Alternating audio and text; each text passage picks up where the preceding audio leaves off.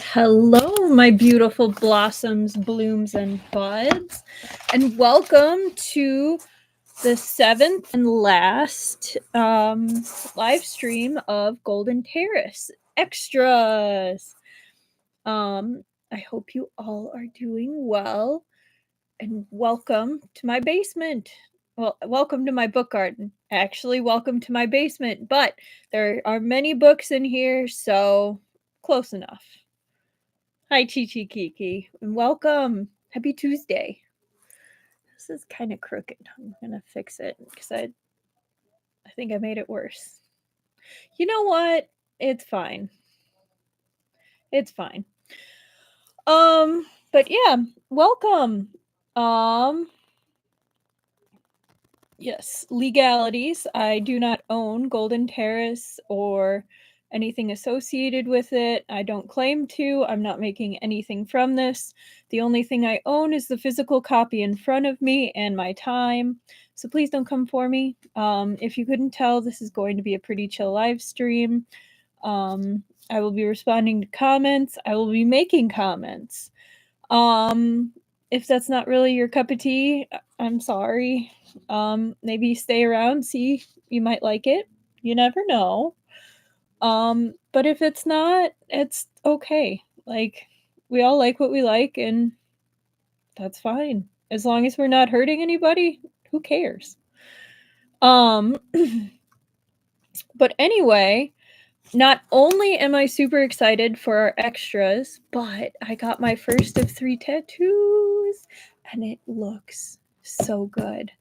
So I'm gonna show. Hi, Mars Robert, you're just in time. So yesterday I got this. So it's still a little angry with me, but my artist did a fantastic job. It was my first time with her, and she's primarily a black and white artist. And I wanted some color because that Lanwanji dragon, it's got to be white and blue. So I was like, can we try? And she did a phenomenal job. So I'm going to stop talking. I'm going to see how I can show this. But just look at that. Here, where do I turn? I come in this way. There we go. Look at how good of a job. Look at his sweet face. Trying to get the right angle. Such a good job. Yeah, no. So I'm going to be getting my Kitsune Wei Wuxian on my wrist next week. And I'm so excited for that one too. And I'll be getting the little mushroom one this Friday. That'll be on my ankle, so I might just take a picture and post it to the blue sky because that'll be kind of weird to show on stream. No feet for free. But no, I'm so excited. But yeah, it's still a little angry with me. I had to wear long sleeves today because it suddenly got cold, and the place I work at can get kind of dirty. So I was like, cover it up. But we might see what we can do about maybe wearing a t-shirt tomorrow to let it breathe a little. But thank you. Yeah, I know tattoos, awesome, and I'm so glad you guys think it looks cool too because I'm so excited. I have a feeling it's probably going to be mistaken as Haku from Spirited Away because it does have a similar color palette. But that's okay. Haku is cool too, and I'm totally okay explaining the fantasticness that is Lanwanji.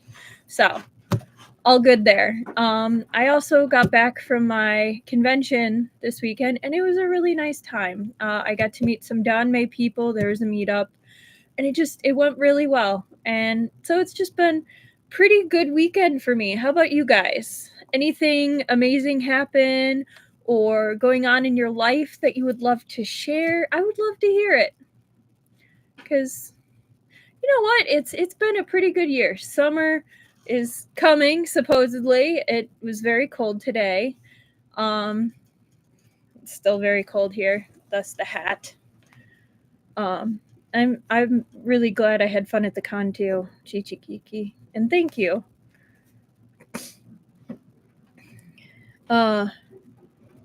I bet having both the dragon and the fox will make it more obvious what the tattoos are of. Yeah, I hope so, Momar's Rover. Oh, you just started your summer class? If you don't mind me asking, what subject?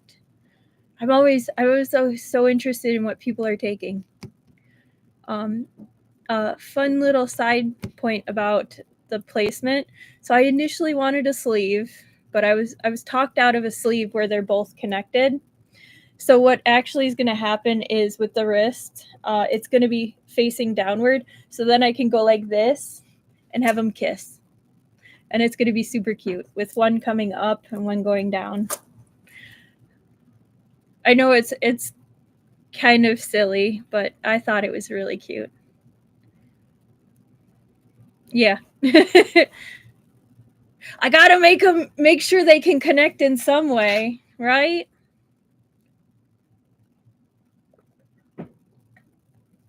But yeah, I'm super excited for that. It's library science. It's a research class. Are you thinking about potentially going into like being a librarian, or like just kind of it was more interesting as one of the electives sort of thing? Oh, good luck on your last final, Mars Rover. You can do it. You can do it. And then you can come and listen to the first of the Imperial Uncle, because by popular demand, this is what we'll be reading next. I already have the pictures taken for all those, so they'll be nice and fun. I'll be in this hat, be a different color light behind me. I figured that's a good way to differentiate. And that is so cool that you're becoming a librarian, Chi-Chi Kiki. I kind of wish I had gone that route, not gonna lie. So I wish you all the luck in the world, because it's kind of like a dream profession. Like, I mean, any job's a job. Like, always that. But yeah, no, I wish you all the luck and good. Have fun in that class. I hope you do. And you got this, Momars Rover. And if you have finals right now, you too, Chi-Chi Kiki. You got this. And you got this with the class. Everybody got this. But yeah, in any case, of course, you're welcome. Let's get started. I did end up asking Google, like, hey Google, are there any spicy parts that could potentially get me canceled if I just read right through? And I'm pretty sure I'm safe. It sounded like this author kind of just does more like fade black moments, and these might just be like snippets, which I'm cool with. But yeah, I kind of just wanted to know, like, am I gonna have to read ahead? And I don't think so. So let's get to it. Feel free to leave comments in the chat if you want to. And I'll just get started. One sip first. Ooh, ouch.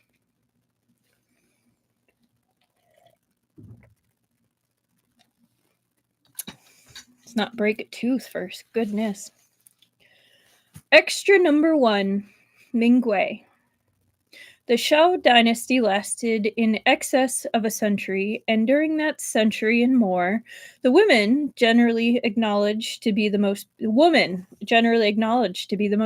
in the empire was born in Jiangnan's Qiantang during Emperor Hongjing's reign.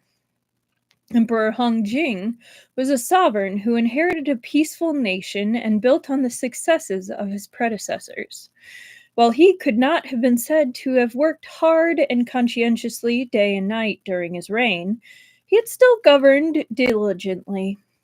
Apart from this, he was a wise lord who was willing to take advice. That's important.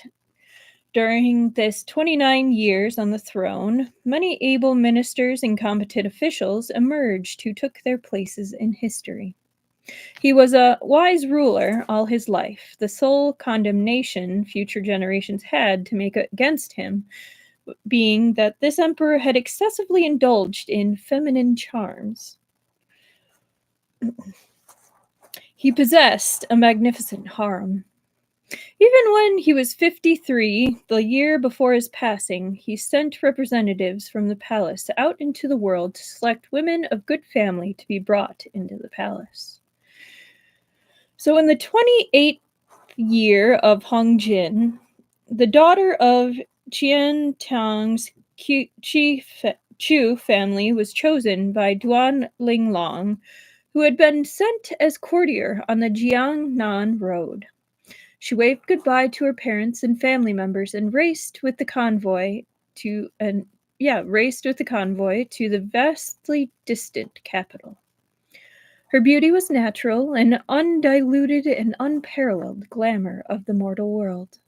She was talented in singing and dancing, had an understanding of music, was also talented in drawing and calligraphy.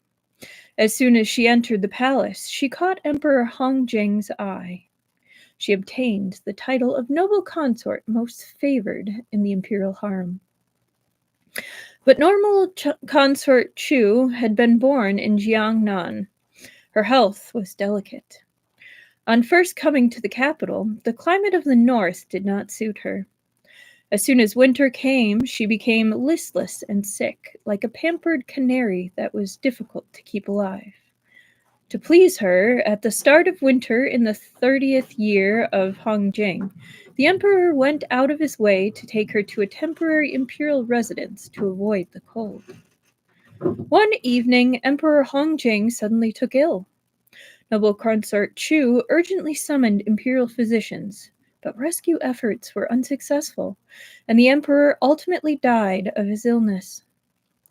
Linglong and noble consort Chu had attended on Emperor Hong Jing to the very last moment before he died. When the imperial physicians confirmed the emperor's passing, noble consort Chu came out and handed his posthumous edict to the imperial instructor Yang Gong to read out. Prince Shou, the son most favored by Emperor Hong Jing, had not accompanied him on the trip.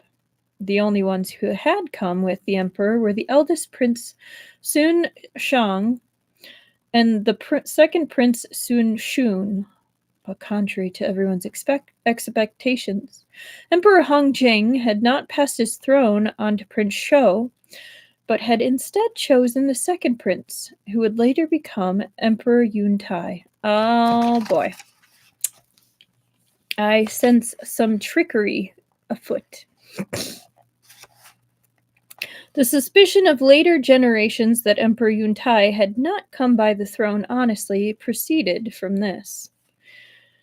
There were those who said that the imperial instructor Yang Gong had pretended to be reading the imperial decree, and those who said that Duan Linglong and noble consort Chu had together forged the imperial decree existed. When Emperor Hong Jin had passed away, the position of empress had been empty for many years. Emperor Yun Tai had originally thought of giving noble consort Chu the title of consort dowager, but she requested to retreat to the Wangxian temple and become a nun. The beauty of a generation, like a flower that had bloomed too early. Her loveliness had been on display for only 2 years before she so resolutely cut the ties of affection and turned to withdraw into Buddhism. In another year, in the third winter after her coming to the capital, Lady Chu died of illness in the Wangxian temple. Wanxian. Great Shou's peerless beauty of the century was like a gorgeous but dimly seen outline in the history books. Descriptions scant and stories handed down even fewer. After a few strokes, she suddenly vanished without a trace. But that was far from the whole truth. Only a small portion of the imperial family's affairs could be brought out in public with grandeur. The history books were after all limited and could not be exhaustive. At least, so it was with noble consort Chu. She hid far more secrets than anyone knew. For example, that the reason she was unwilling to stay in the palace as consort dowager was that while Emperor Hong Jin's coffin was being sheltered in the temporary imperial residence, the new emperor repeatedly graced the hall she resided in with his presence late at night. After returning to the capital because Imperial Instructor Yang Gong had aided Emperor Yuntai in ascending the throne, his daughter, the second prince's first wife, at last became empress, as was only to be expected. For another example, when she left the imperial palace for Wanxian Temple, noble consort Chu was in fact already pregnant. Ooh. Presiding over the Wanxian Temple was a kind-hearted, merciful old nun.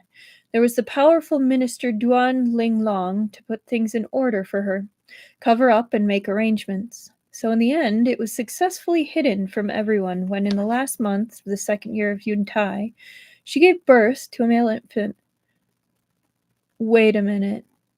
Isn't Duan Linglong the eunuch that was... No. No. On the night of the birth, noble consort Chu's forces had been nearly spent holding out until the baby was born. Duan Linglong brought the baby to her bedside. The rims of his eyes faintly reddened, and he softly said, "Your ladyship, choose a name for him." Inside the gauze drapes, noble consort Chu tilted her head slightly. Suddenly, in a thin voice, she asked, "Outside, has the snow stopped?" "Yes," said Duan Linglong. As soon as the little lord was born, the snow outside stopped. At the ends of the earth, the frost and snow clear on a freezing night. Noble consort Chu said, haltingly, in a voice as thin as gossamer, "So call him Han Xiao for the freezing night. My name is Yan, so give him Yan for a surname." Called it! Oh my god! Duan Linglong thought to himself that this name was overly mournful, but seeing how hard it was for noble consort Chu to speak, he didn't dare to interrupt her, only nodded.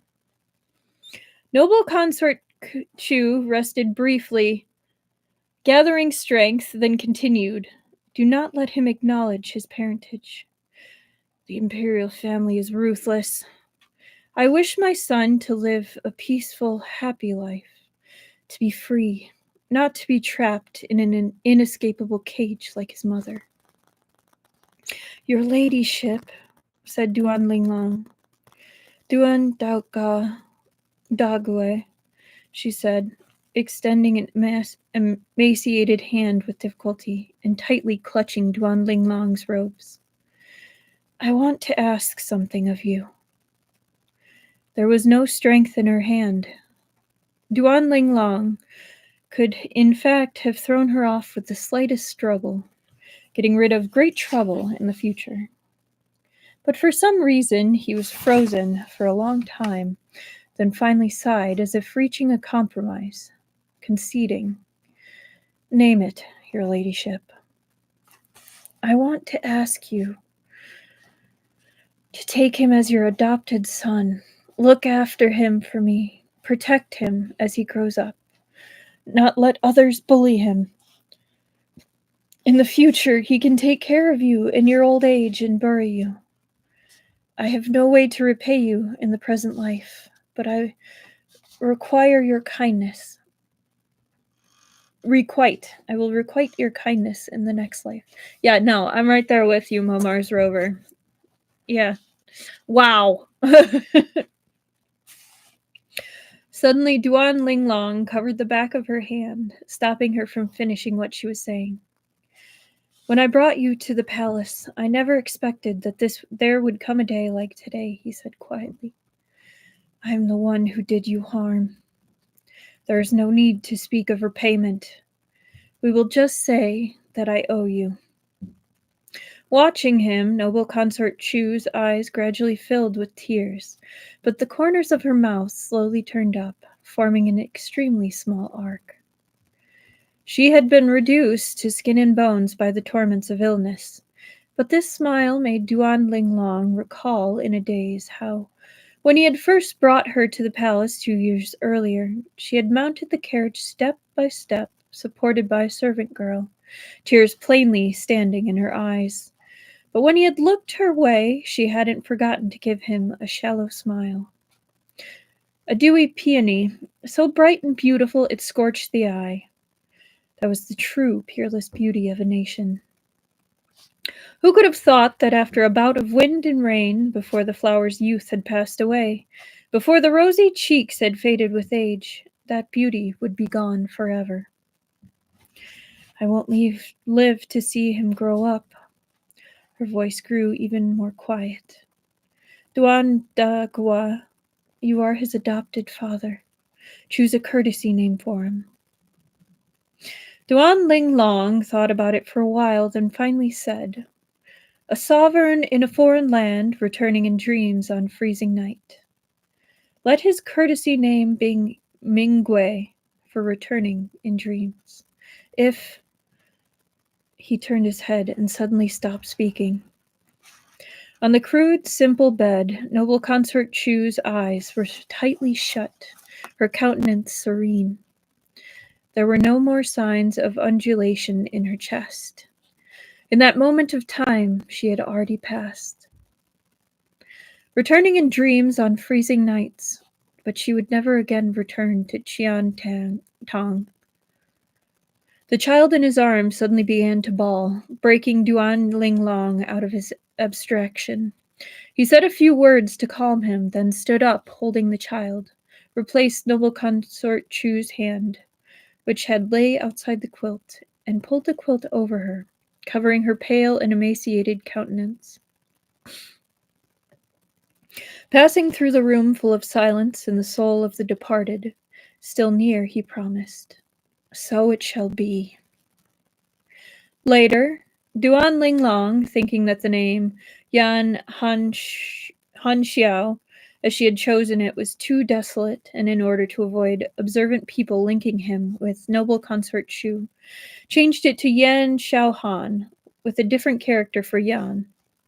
He kept this child with him and educated him with great care. Only Yan Xiaohan was truly too similar to noble consort Chu in appearance and manner. The first time he had an audience with the Emperor Yuntai, at first sight of him, couldn't hold back. He summoned Duan Linglong and asked him what was going on. The time of noble consort Chu's death, Duan Linglong had already begun to plan and prepare for this day. He had thought of sending Yan Xiaohan away to have him raised by someone else, but who knew what would happen or become of him elsewhere? Besides which, given the state of the world, if he didn't enter the court, had no wealth or influence, and spent his whole life as a commoner with even his next meal in doubt, how could he be called free? And he was a son born of the clandestine affair between Emperor Yuntai, who was in mourning, and the late emperor's consort. His identity could never be revealed to the light of day. Even his existence was a lurking threat to Emperor Yuntai. Luckily, Duan Linglong had made ample preparations. He gave Emperor Yuntai an honest account of noble consort Chu giving birth shortly before her death, stressing the wish she had expressed. She did not want this child to acknowledge his parentage, only asked that he could live a peaceful life. Finally, he took out his trump card, a portrait that reportedly had been drawn by the noble consort in her own hand to give to Emperor Yuntai as a keepsake. At the time, Emperor Yuntai had only been attracted to noble consort Chu's beauty. He had been rather regretful on hearing of her early demise, but he had only said to himself that since ancient times, beauties had had troubled fates. He hadn't thought that such secrets would be hidden in this story. That portrait suddenly pulled up many memories for him. The sight of it made him miss its owner, putting him in no mood to pursue and punish Duan Linglong's concealment of this. Not only that, as he had aged in his heart, noble consort Chu liked the Lady Li for the martial emperor, became harder to forget, and so the mistier her memory became. Sometimes, looking at Yan Shaohan, Emperor Yuntai thought that he was very pitiable. He couldn't resist thinking, if Yan Shaohan were a legitimate prince, wouldn't he be a better credit to him than all his present sons? Under the subtle influence of these imaginings, Emperor Yuntai tacitly acquiesced to Duan Linglong's fostering of Yan Shaohan, took him into the Feilong Guard, and even after Duan Linglong's death, made an exception to promote Yan Shaohan to the position of imperial investigator of the Feilong Guard. Yeah. Oh, I think I get why he made him the emperor basically at the end of the book. Makes a bit more sense for someone who is that power hungry. Yeah. Yeah, I agree. Momar's Rover.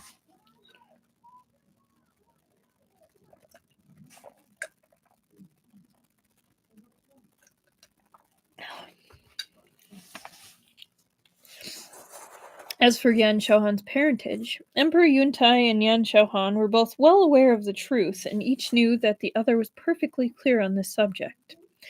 Over time, this had become a tacit understanding that did not need to be spoken. As long as Yan Shaohan scrupulously carried out his role as an official, Emperor Yuntai would give him power and position to the greatest extent possible without granting him the identity of prince. For years, Yan Shaohan had always strictly abided by the rules. The only time he had almost directly come out and asked something of Emperor Yuntai had been while retaking the Central Plains, when he had personally gone to Shu to borrow troops from the retired emperor. With the nation's territory ripped apart, when a prince whom he had abandoned, who could never be a prince in name, came to him to ask for troops, it was for the sake of restoring Great Shou's empire. It was also then that Emperor Yuntai had at last belatedly picked up a trace of something not quite right about Yan Shaohan and Fu Shen's relationship. The late emperor was in his coffin in the palace. The new master was young and unable to take charge. The empress instructed the minister's regent to assist in preparing the funeral. The palace maids and eunuchs busied themselves laying things out. The officials wept before the hall. The palace was in exceptional disorder, not calming until evening. The sun set early in winter in the north. It had snowed during the day, coinciding with a day of national mourning. The imperial city was cloaked in white, unspeakably bleak. Yan Shaohan, draped in the black marten coat, walked up in front of a palace through snow that had yet to be swept. Without waiting to be announced, he quietly opened the door himself and entered. The room was dimly lit, with the remnants of incense hovering in the air. A tall figure sat at a table, dozing with his head propped up on his hand. He might have been sleeping for a long time. Yan Shaohan unconsciously pursed his lips, not knowing why he was nervous. He quietly walked up in front of Fu Shen and looked at his slumbering countenance by the weak daylight. His gaze was like a carving knife, bit by bit carving out the high nose bridge, the distant lines, and the slightly curved corners of his lips. Peeping at me, he said, laughing with his eyes closed. You can't look for free, you know. Yan Shaohan's slightly knitted brows relaxed. He reached out to stroke Fu Shen's face. Why did you fall asleep sitting? Aren't you cold? Fu Shen took his hand, opened his eyes, and indolently said, It's all right. I was just dozing. I was slacking on the job anyway. Has everything been settled with Empress Dowager? Yes. Worried that Fu Shen's serious injuries had yet to heal, as well as about the long-standing complaint in his legs, Yan Shaohan had been unwilling to let him keep kneeling outside. Following a few not very important procedural matters, he had found him a room in the palace where he could slack off.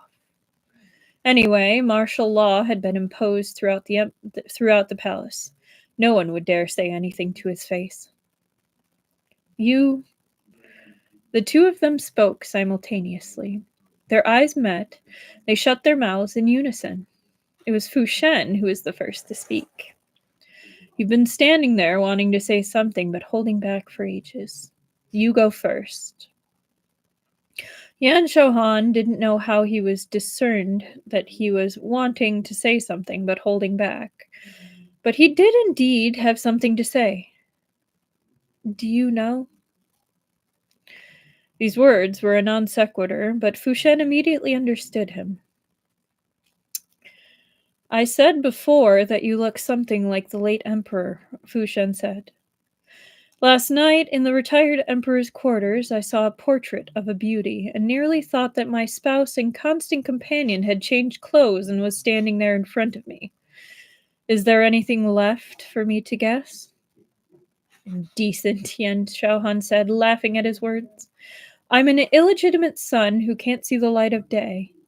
The retired emperor coming up with this move has made me a little uneasy. I'm afraid he's guessed at our relationship and wants to use this imperial decree to drive us apart. What will you do if I wrest away your nephew's empire one day? Listen to you. You have too many things on your mind, Fu Shen sighed. What else could I do? Feed my body to the tiger? Beg you to be merciful? Prince Regent? Yan Shaohan quickly put a hand over his mouth. My ancestor, please shut up. I'm terrified of you. How can you just say that? Fu Shen heartlessly laughed into his palm. Impressive. You have the will, but not the guts. Yan Shaohan was unamused. He was at the end of his endurance. He could only bend down and lower his head, planning to shove his ridicule back down his throat.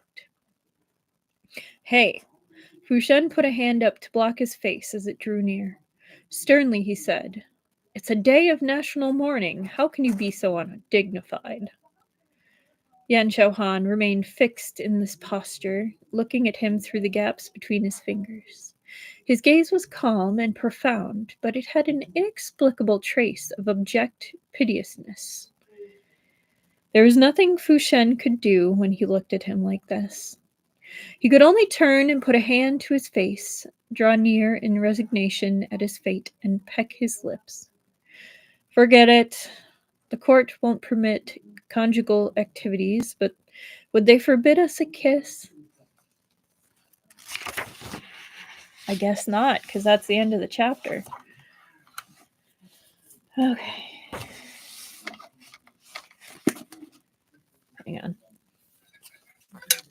Okay, so it is just going to be kind of like little historical things, little snippets. This is going to be nice. It's like the bonuses on that used to have on DVDs.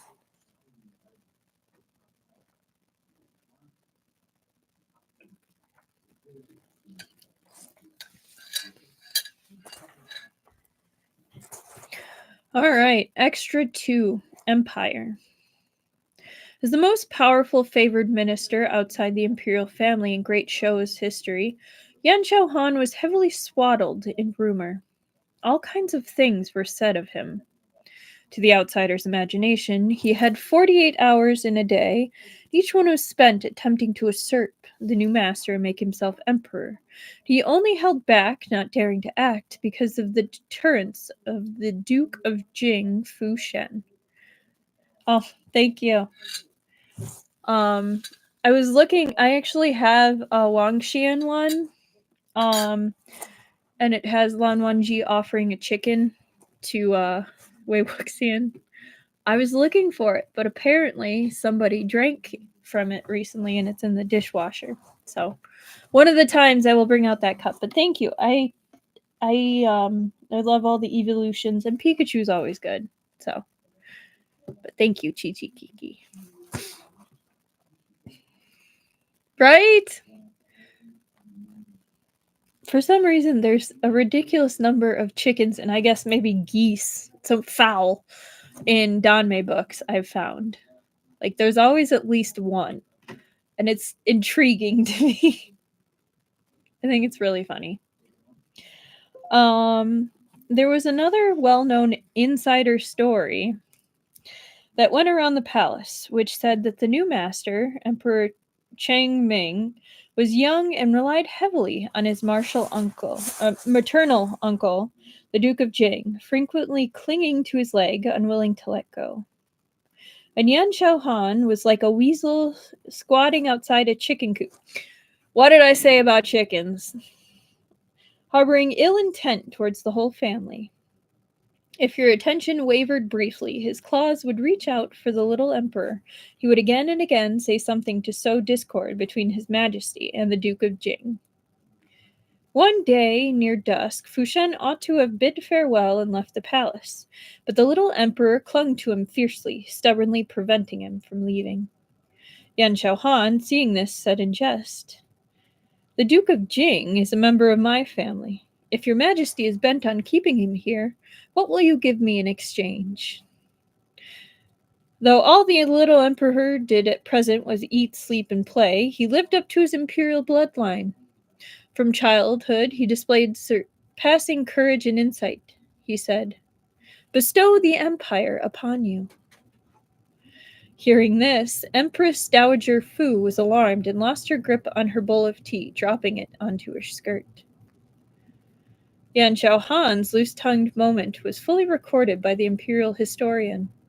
The next day, countless memorials of impeachment flew onto His Majesty's desk like snowflakes, bitterly berating Yan Xiaohan for disregarding ethics, taking advantage of a young ruler, having no respect for social rank, intending to plot rebellion. If such a usurper was permitted to hold state power, the empire would one day be destroyed at his hands. The ministers once again raised a cry in their death throes. If this person was not eliminated, he would sooner or later become a grave peril. As another high minister raised by the dying emperor's will, Gu Shunlua was compelled by his colleagues to the point of developing a headache. Privately, he went to Fushen to spill his grievances. "Lord Duke, please keep him under control. The court of the censorate won't be held back for much longer. They've even written their suicide notes, just waiting to remonstrate with their deaths at the assembly tomorrow. As a mercy on me, tell Lord Yan to keep still for a couple of months. Stay out of the center of attention, all right?" Wu Shen clicked his tongue. All this fuss over nothing. They're ready to die as matriarchs, aren't they? Right? It's so funny how even now everyone still thinks he's a dog bullying an upstanding official. Yeah. He just can't win.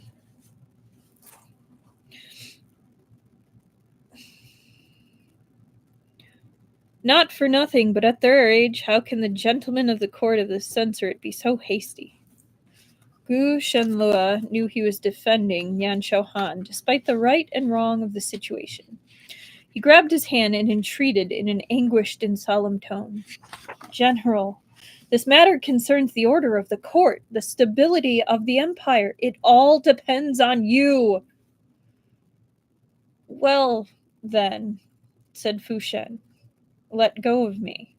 Things will get complicated if he sees this." As if avoiding a thief, he withdrew a yard away from Gu Shenla, nearly jumped up among the rafters. With lingering fear, he said, "Say whatever you have to say. Don't touch me." Gu Shenlua had learned to be crafty over the last couple of years. He pretended not to have heard the remarkable words Fushen had blurted out, only smiled without speaking. He cupped his hands towards him in a "I'll leave it to you" gesture. Fushen's scalp went numb at the false smile in his eyes. He thought that Gu Shunla had misunderstood something. The two of them were locked in a brief stalemate, looking at each other in dismay. Then Fushen, acknowledging his fate, waved a hand and irritably yielded. "I understand. I'll leave in a few days. I won't stick around at court to offend your eyes. Satisfied? If you're satisfied, then hurry up and get out."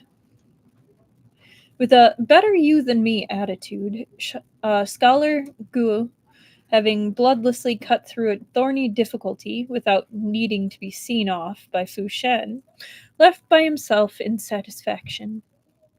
After his guest had left, Fu Shen strolled back to the rear courtyard in a leisurely fashion.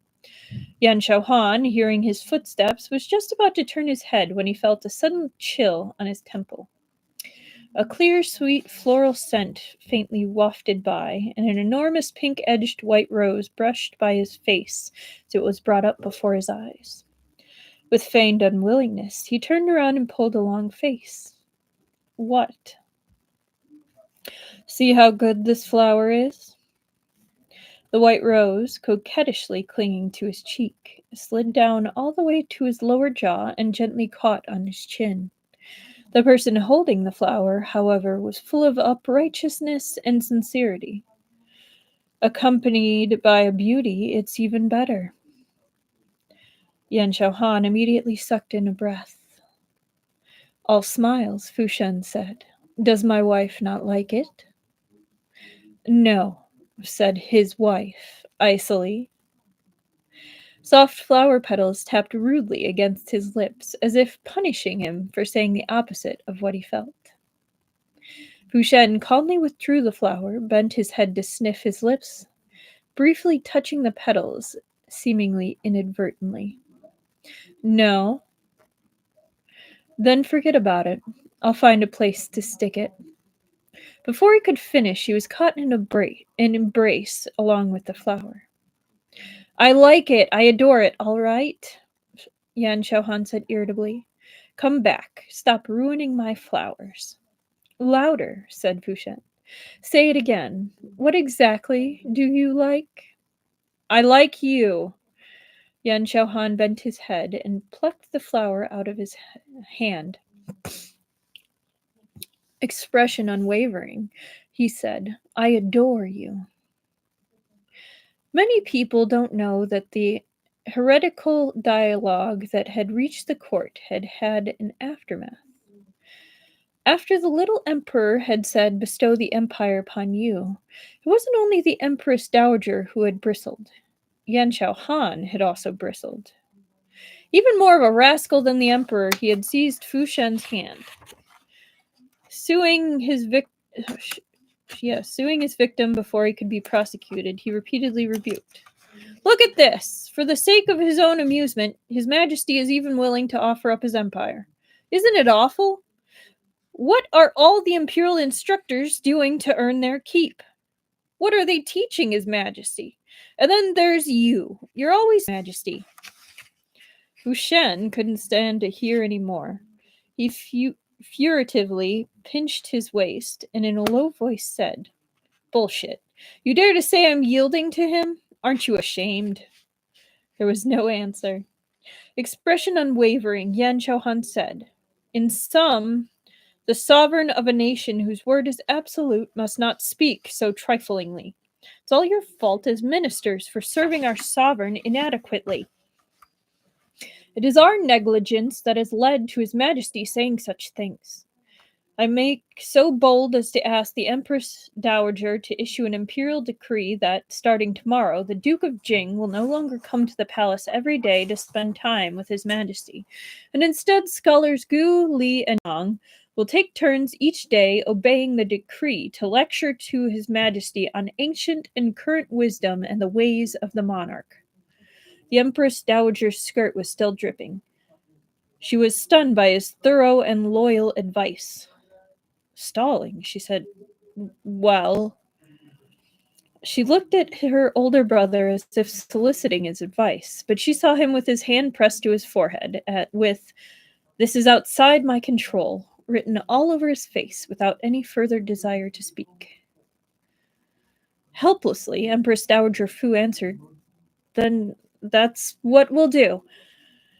Having obtained the Empress Dowager's decree, before Yan Xiaohan could have time to celebrate, a sonorous wail suddenly erupted in the hall.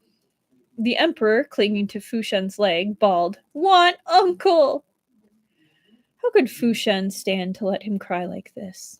He was about to bend down to pick him up on the spot, but as soon as he moved, he felt Yan Xiaohan hold him back. He stepped forward himself, half knelt before the little emperor, and gently but irresistibly pried his delicate little fingers off Fushen, one by one. It's like, this is my man. He quietly said something to the incessantly wailing little emperor, and the deafening crying first paused, then suddenly rose in pitch, nearly bringing down the hall's ceiling beams.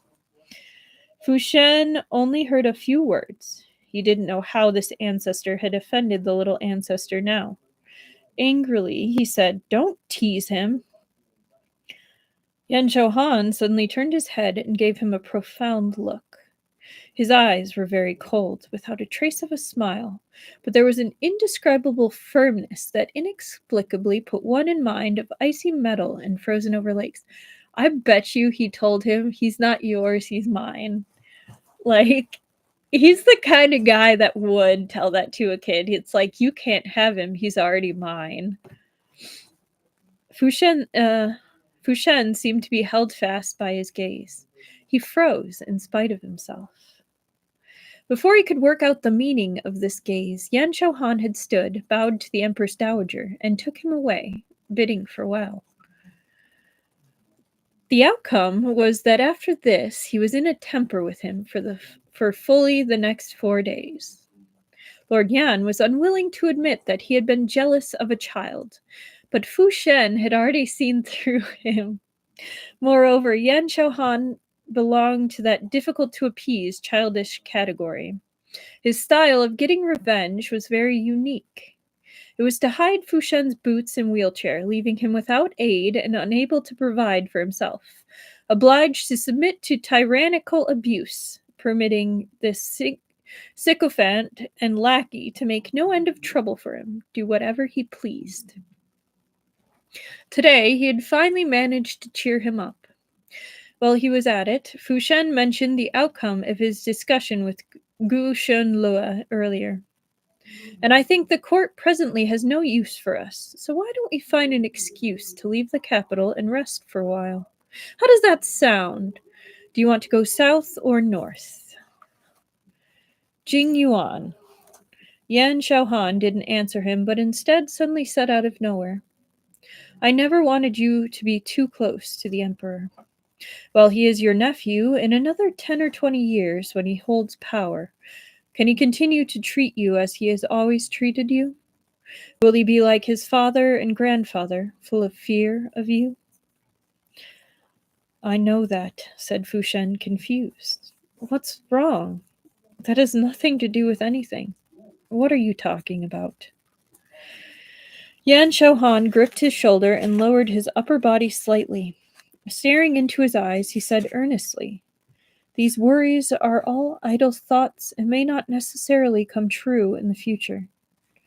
Even if they do come true, I'll still take care of them for you. I don't need you to choose between me and the emperor, and I don't insist on you leaving the capital and staying aloof from the palace. So, let's defer the discussion of leaving the capital until later. Think carefully. Don't give yourself grief on my account, all right?" Fu Shen opened his mouth, but he didn't know what he ought to say. He was briefly silent, then gave a faint sigh that encapsulated many things. "Oh, you," he said, "ever since I joined the army, I have held firmly to the notion of dedicating my life to the country, being buried on the battlefield. I didn't expect luck to toy with me." Yan Shouhan's fingers curled. Unconsciously, he felt that what followed might be nothing good. Unexpectedly, Fu Shen glanced at him, and the weighty regret at the tip of his tongue changed course and became a light jab. "I didn't succeed in giving my life for my country. You got the best of it."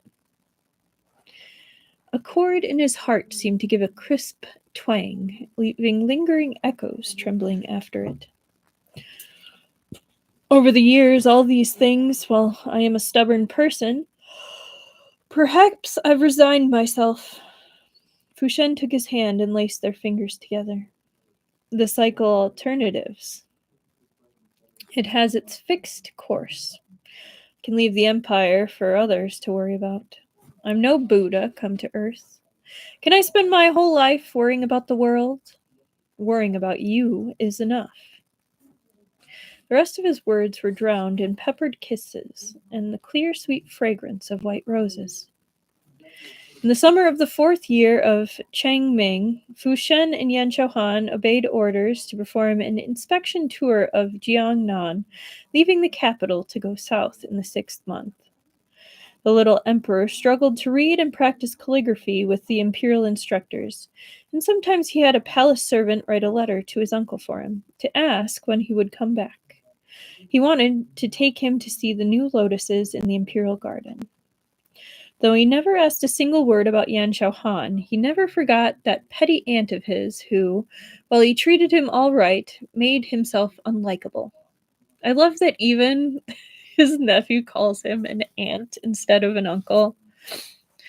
Later, when Emperor Cheng Ming had grown up and become the ruler of the nation with the wealth of the 4 seas, he still firmly remembered what Yan Xiaohan had said to him in the palace that day.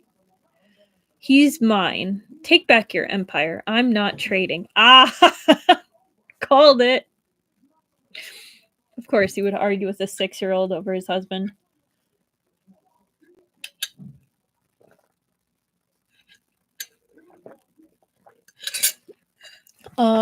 That's the end of that part. I'm gonna run upstairs real quick just to get water. I'll be right back. I have a pot of hot water up there. He is so silly, Omar's rover. I will literally be right back. Just because I know it's gonna be a long session.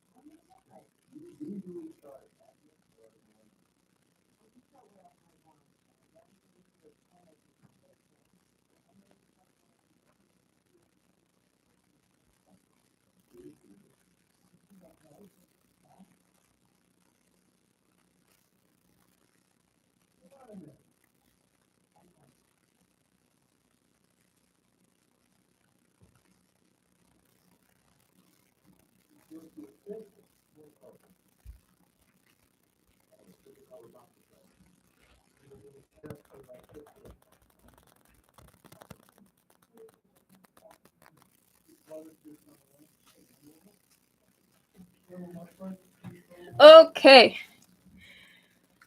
This chapter was funny. Okay.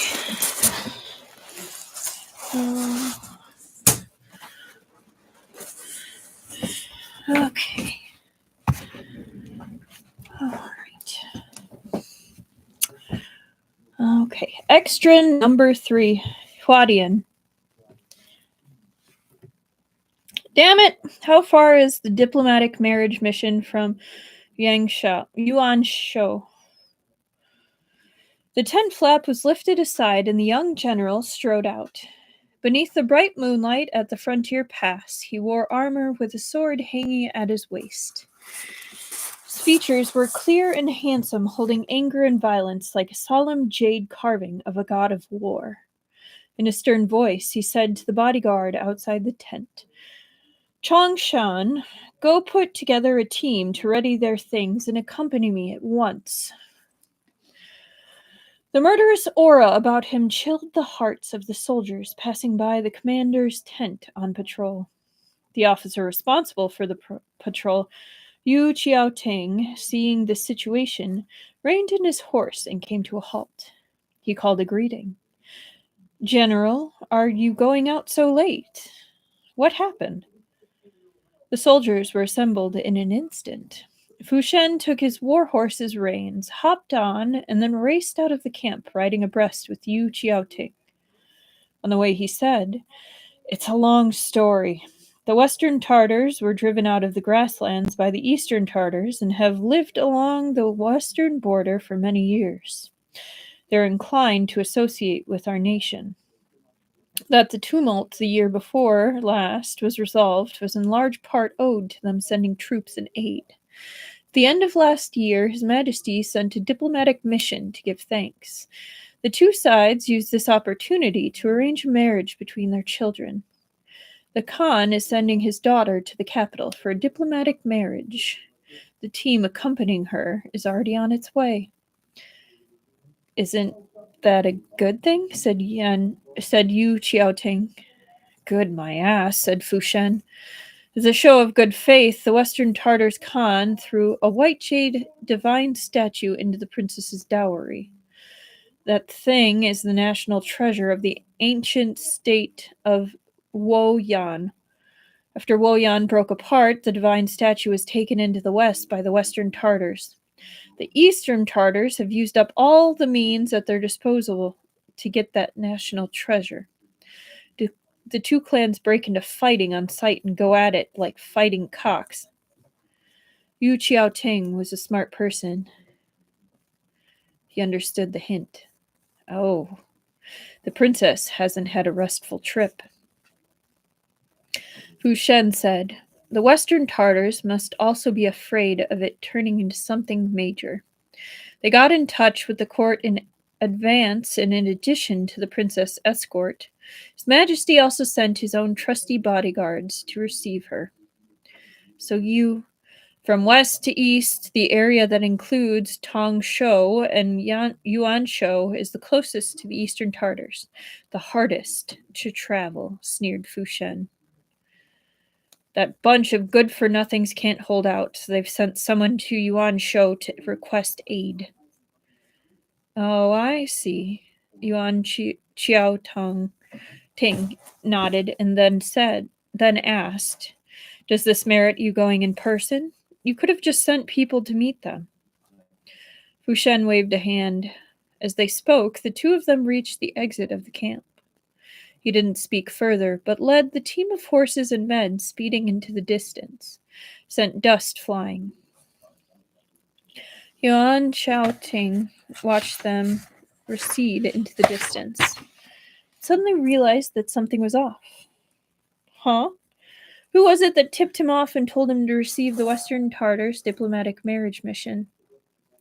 Had it been a decree from the court, Fu Shen wouldn't have left so urgently. From his manner, he clearly hadn't been informed ahead of time and had received a sudden request for emergency aid. Since when had the Western Tartars become so friendly with Fu Shen? The Beiyuan soldiers traveled quickly over the dark mountain roads and thickets, racing for the area around Yuanshou's border with Tongshou. There was wilderness all around here, without a village ahead or an inn behind. An ideal place for murder and looting. Fu Shen had keen instincts. Amid the whistling wind, he caught a trace of unusual movement and gestured at once at the soldiers behind him. He slowed and turned to Xiao Shun. "What is the place in front of this slope?" Xiao Shun said, "Go around this slope and you come to the public road." Fu Shen nodded. "Don't say a word," he said, "and move quietly. Follow me." The further ahead they went, the clearer the sounds became. Having climbed halfway up the slope, they could already hear the clash of cold steel from the other side, accompanied by shouts and cries. It seemed exceptionally horrifying in the pitch-black night. Fu Shen thought to himself that this wasn't good. He shook his horse's reins and charged up the slope. By moonlight, he took a rough look and saw a few scattered bonfires burning brightly in the wilderness like stars, human forms flickering in the camp. the glitter of weapons, two groups of men locked in a struggle. When the battle was at its most deadlocked, there was a figure being surrounded by many people. That person had a sword in hand that turned like the wind, but still seemed incapable of meeting the demand, ability falling short of ambition. Person nearly had an arm cut off at the shoulder and trampled into a bonfire. Fu Shen narrowed his eyes and doubtfully muttered, "Is the Western Tartar princess so skilled in combat?" "What?" Xiao Shun, following him, was all at sea. But before he could finish his question, Fu Shen had already charged ahead down the slope.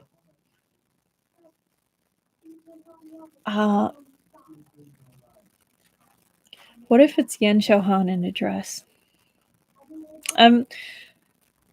Based on trope, he's going to be Yan Xiaohan in a dress. They dressed him up like the princess. He is being a doppelganger. Because they're talking about how pretty he is. I bet it's him in a dress.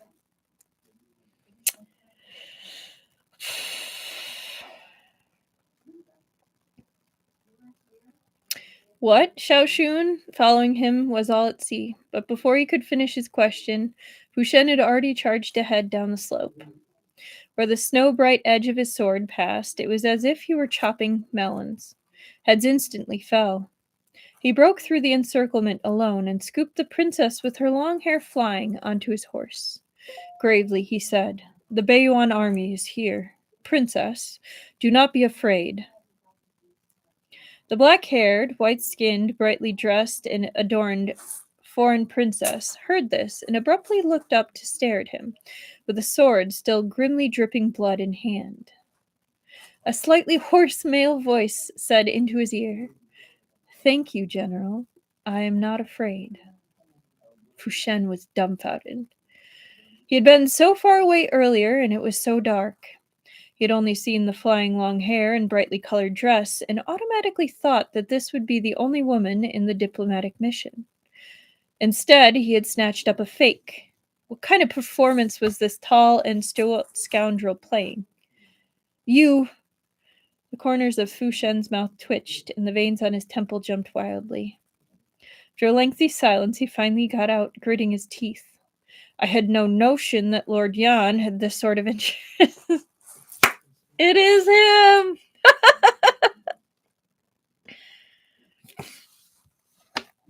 I had no choice. Yan Xiaohan awkwardly cast down his eyelids. His deliberately embellished eyebrows were unusually delicate, but unexpectedly they didn't look out of place on the man's face. Instead, there was something a little alluringly coquettish about them that made you want to look again. "I'll explain a little later. The enemy is in front of us. Let's focus on our lives."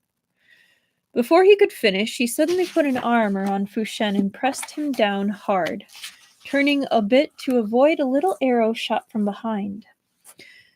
With his other hand, he raised his sword and parried a blade, slicing towards the two of them. Fu Shen unexpectedly bumped against the hollow of his shoulder and nearly broke the high bridge of his nose. He straightened and, with tears welling in his eyes, pulled the reins. Pained and angry, he said, "Sit properly, don't get in the way." "Whoa!"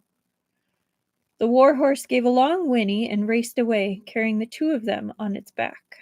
The attackers' encirclement was once again dispersed, and bodyguards immediately scrambled forward to guard the two of them. The original escort had been struggling to resist, but once the Beiyuan army had joined the fray, the situation took a rapid turn. With their numerical advantage, they rolled over the other side almost overwhelmingly. Seeing that the battle was as good as lost, the other side was well aware that this was no time for zealous fighting. They called a few loud phrases in the Eastern Tartar language, and the remaining assassins immediately broke off, scattering in all directions, swiftly disappearing into the boundless night.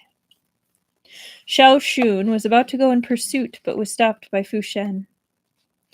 "You won't catch up to them. Don't waste time.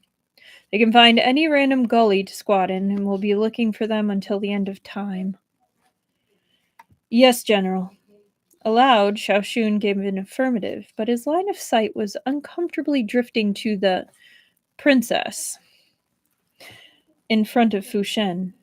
This person was slim, with a slender neck, with black hair hanging down and covering half the face. Perhaps the hair coils had been loosened in the fighting just now. Now, the gold hairpins were ascant, a string of carnelian tassels tangled in the hair flashed in and out of view. Apart from the huadian remaining at the center of the forehead, all the other ornaments had been left behind somewhere. The person sat like this on the horse, back to the crowd, yet still with a dainty charm.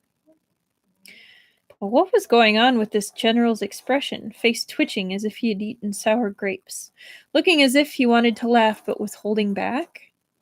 And also, why did this princess seem to be a little taller than even General Fu? What do we do next?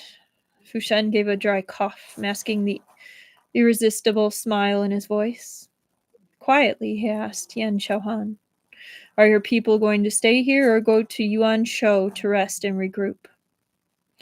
As if he couldn't stand his mocking look, Yan Xiaohan turned his head away uncomfortably. Struggling to keep his expression serious, he said, "After being taught a lesson, the Eastern Tartars probably won't try again. Thank you for your assistance tonight, General." "So you ought to be thanking me." Fu Shen reached up to adjust his disheveled hair, tangled up in hairpins. "If not for me, Lord Yan's corpse would be going cold here." Yan Xiaohan didn't respond. "All right, that's enough." Fu Shen turned his horse's head and disparagingly said, "Let's go and wash your colorful makeup off. It really is an offense to the eye." Having said this, he didn't make him dismount, just slowly returned to the camp, carrying him. The Beiyuan cavalry was well practiced, following him at a middle distance. Only when Yan Xiaohan had gone into the tent to change and wash up, and the people of the diplomatic marriage mission stepped forward to thank him, did Fu Shen turn his head, look loftily down, and haughtily said, "Your nation is sending its princess to my country for a diplomatic mission, and you've only brought a few people? Did you really think the Eastern Tartars were nothing, or were you prepared not to return?" The Western Tartar diplomatic envoy thought he was only concerned for the princess's safety. Smiling obsequiously, he said, thank you, General, but there is no need for you to worry. The princess is not here. She has already been escorted away by the troops of your honored nation."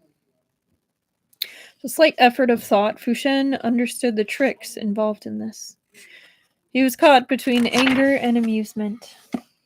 At last, he dismounted with a snort and instructed Xiaoxun, "We will be stationed here for the night.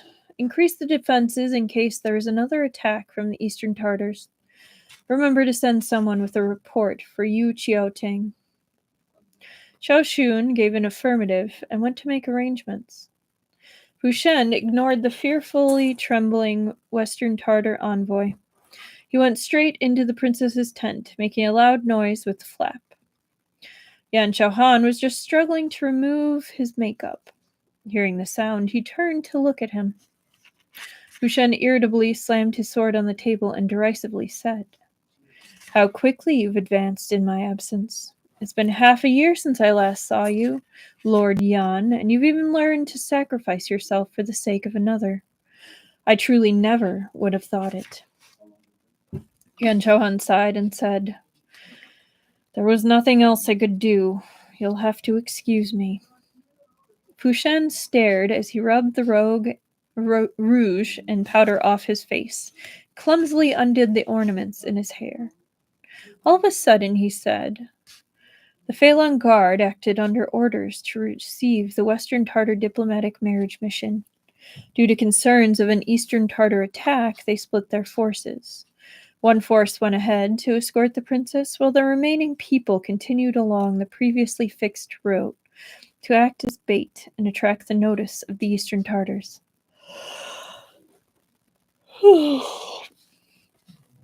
This way, the Eastern Tartar assassins would attack the diplomatic mission, while the real princess and the divine statue would have a chance to clear the path safely right under their noses. Such a clever plan. Who came up with it?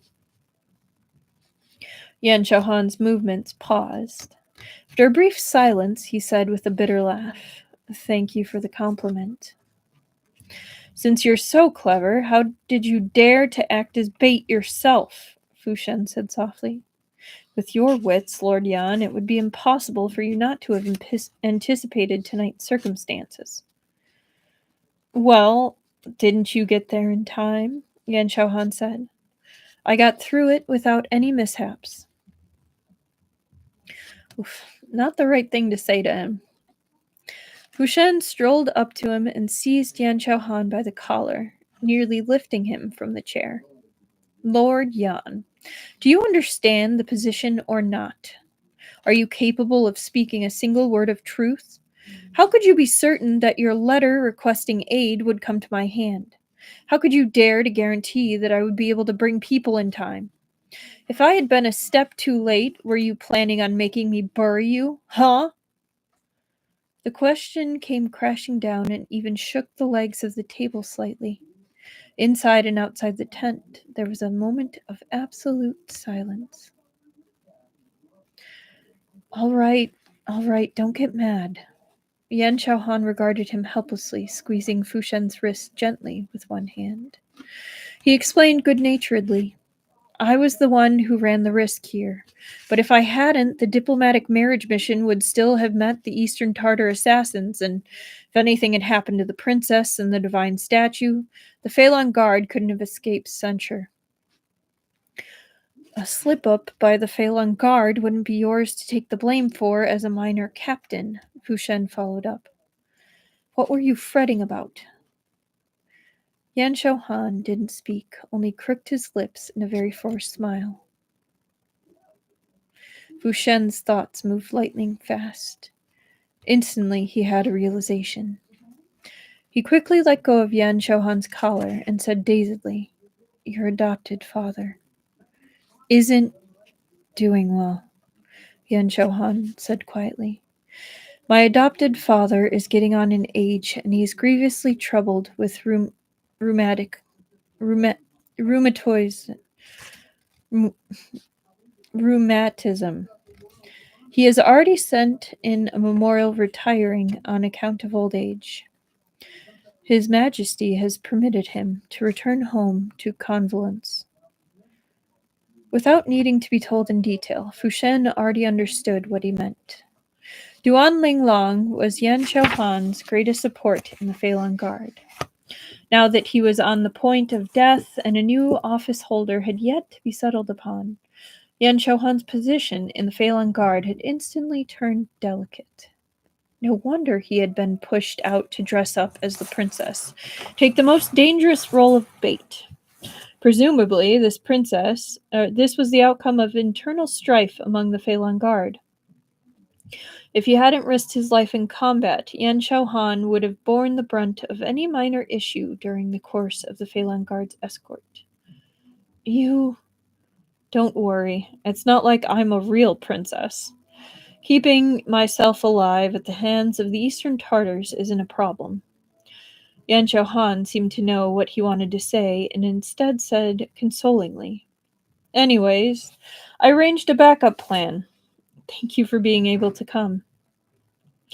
He was unwilling to say it outright, but both of them were well aware. Henceforth, there would be no one to block the wind and rain for him. If Yan Xiaohan wanted to continue to go forward and upward, he would have to rely on his own feet to climb one step at a time, losing teeth and swallowing blood, struggling to find a path to survive amongst the mud. But in the mirror, Yan Xiaohan snuck a glance at Fu Shen, standing not far from him with his forehead tightly furrowed. All of a sudden, he said, "Strange. I can't seem to get this Huadian off." Fu Shen came back to himself, his attention distracted. He bent down and considered the dark red mark at the center of his brow and said, "Let me see. Is this thing glued on? Wow. There's gold leaf too. Can you just pick it off with your fingers?" "I don't think so," said Yan Chouhan. Fu Shen laughed heartily for a spell, then said, "I'll have them bring some hot water and dab it on for you. See if we can get it off. Besides which, I never thought Lord Yan wouldn't only be a beautiful man. Put on some women's finery, you still make quite the stunning, lovely lady. Ha ha ha." He casually stroked Yan Chouhan's pitch-black crow's wings hair and turned to go out and find water. From his peripheral vision, Yan Chouhan watched his figure until it had vanished from sight, then at last averted his face, cast down his eyelids, and smiled a slim smile that seemed both self-mocking and satisfied. The road ahead was hard, but he still had a person he wanted to protect, a person who had ridden the moonlight in the dead of night to come rescue him. With such a goal at heart, one could drink blood as though it were sweet syrup. So for anyone that doesn't know, a huadian is a type of facial ornament that can be either painted or stuck on between the eyebrows. So common one is the dot or the lotus flower.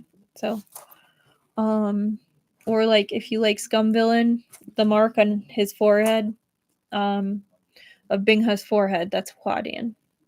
His is like automatic, but most people have to either draw or stick it on.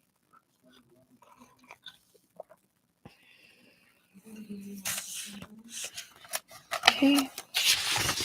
How many of these are there? So we're on extra number 4. How many are there?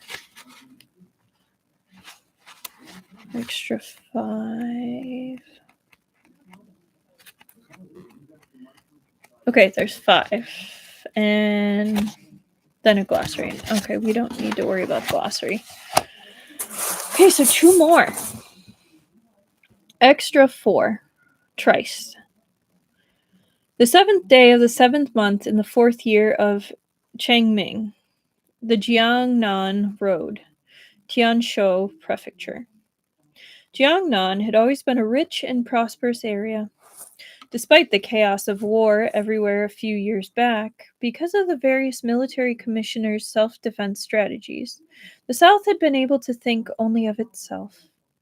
Adding in Emperor Changshi ascending the throne in Jinling and entrenching himself in the southeast, Jiangnan had not only avoided being touched by the conflagration,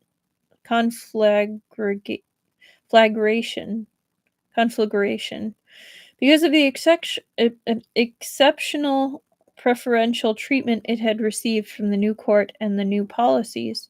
It was even more flourishing than in the past. Near noon, the Beiyuan tea shop was mostly full. There were those stopping to rest during their travels, and those having tea and listening to stories. The storyteller stood at the southeast corner of the main hall, colorfully telling a story. We had come to the point where the wind and rain had broken out. Everyone was resting in the Fox Immortal Temple. But there came a rumble, and a bolt of lightning came out of the sky, shattering the clay divine statue. The late emperor was greatly astonished. At that time, the Feilong Guard representative, Yan Chouhan, was on the scene to attend him. He raised his sword and stepped forward. In a mighty voice he called, "What manner of creature disturbs us in the dead of night?" Then, from behind the shrine came a gorgeous woman with light makeup, wearing plain clothes. She prostrated herself daintily before the late emperor and introduced herself. "I was once a wild fox in the mountains." A customer sitting alone by the window, having listened up to this point, unfortunately choked on half a mouthful of water and immediately began to cough violently, covering his mouth. Nearby, some people heard and looked his way. They saw the man's gaunt figure dressed in a dull gray robe without visible ornaments. From head to toe, everything about him said "short on money" in large writing. The customer in the gray robe hurriedly finished drinking the dregs of tea in his cup and called someone over so he could settle his bill. The waiter saw that the person had ordered only 2 cheap side dishes and the tea was also the most ordinary green tea, and knew at once this was a pauper with strained finances. So he languidly said, "Would you like to settle your bill, sir? 3 parts silver." But the gray-robed man said, "Half a pound of Shaoxing wine, a layer box with 8 kinds of food, and pick out 4 pastries that aren't greasy. No almonds. Wrap it up and bring it to me." The waiter's eyes opened wide. His thoughts turned a circle, and he said at once with a fawning smile, "Wait a moment, sir, I'll go prepare it. But with our small scale of business, we can't extend credit. Would it be possible?" The man naturally understood his implication and didn't quabble over the minor offense. Unhurriedly, he took a shriveled purse from his sleeve. Under the waiter's doubtful gaze, he tipped out a gold ingot. "Enough?" he asked. The waiter was stunned. He repeatedly said, "Enough." The gray-robed man, as easy as before, mildly instructed, "Be diligent about it." The waiter ran off like the wind. The gray-robed man leaned carelessly against the table, listening to the storyteller's excellent recitation, but his gaze passed through the half-open window to keep an eye on the bustling street in the distance. Shortly, the waiter respectfully brought over a food box. He accepted it, avoided the curious gazes of the watching tea-shop customers, headed outward, his back slightly stooped. Bang! A teapot suddenly fell from the second floor. Shards flew everywhere, and the tea gushed. The customers in the main hall were startled.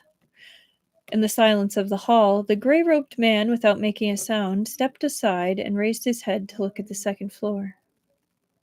The shopkeeper's first response was to rush forward to make a formal apology. "My dear customer, forgive me."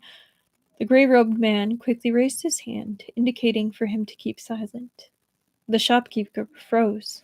Then he heard someone shouting curses on the second floor, like a mad dog, all of it filthy language unsuitable for the ear. After a few breaths, a woman with her clothes in disarray burst out of the private room upstairs and called wildly for help. But she was caught by the 2 strapping men who had come out after her and pulled her back into the room by the hair. Next came a few dull thuds, and the woman's voice weakened, gradually becoming inaudible. Downstairs there was a deathly silence. Very soon a customer stood up to settle his bill and leave. The rest followed suit. The gray-clothed man thought that this was strange. He turned to the shopkeeper. "There's about to be a death upstairs. Why doesn't the shop report it to the authorities?"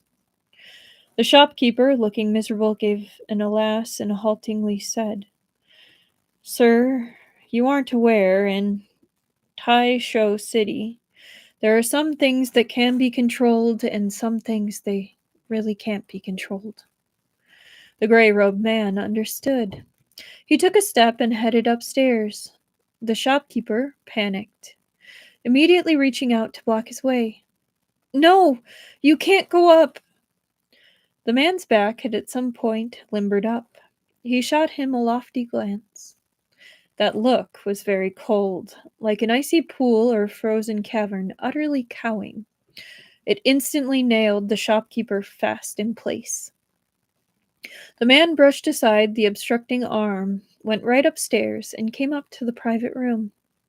The 2 strong men guarding the door had heard what was happening downstairs and disdainfully cast their gazes over him. "Mind your own business. Anyone tactful would get out of the way in a hurry. You can't afford to offend the person in there." "Oh?" The gray-robed man raised his eyebrows and actually smiled. That smile was teasing and sly, as hard to fathom as his sudden movements. The 2 guards felt the world spin before their eyes. They didn't even see the moment he struck. Instantly, they felt a sharp pain in their midsections as each was kicked by the man and sent flying.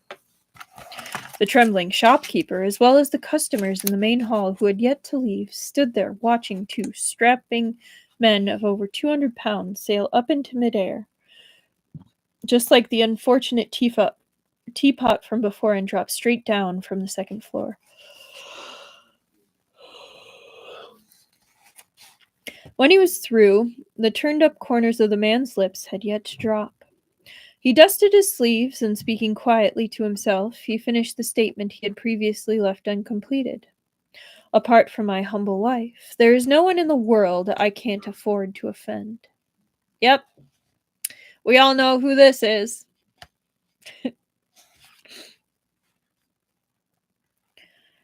Having said this, he lifted his leg and kicked in the thin door of the private room. A strong fragrance came right at him from inside the room. The gray-robed man had been ready. He stepped aside, covering his nose and mouth with his sleeve. He looked all around, grabbed a teacup, and tossed it into the room, knocking open the tightly shut window. When the draft had blown away the remnants of the fragrance, he strolled into the private room, which was a scene of chaos. The woman had fallen unconscious. There was only a dissolute young lordling in the room, his clothes disheveled, lying on top of the woman, thrusting rapidly with obscene language coming out of his mouth, all his ugliness revealed. He even looked somewhat deranged. Ooh. A noise as loud as that of the door being kicked in actually hadn't disturbed him. I guess I might put in a little heads up about this scene. So I know this could potentially be triggering for some people. So I'm sorry if it was. I don't know what's coming. I mean, this guy's probably about to get his ass kicked hardcore. So, but yeah, be safe, everybody. There was a copper incense burner on the tea table with smoke gently wafting up. The gray-robed man held his nose and walked over. He removed the lid of the incense burner.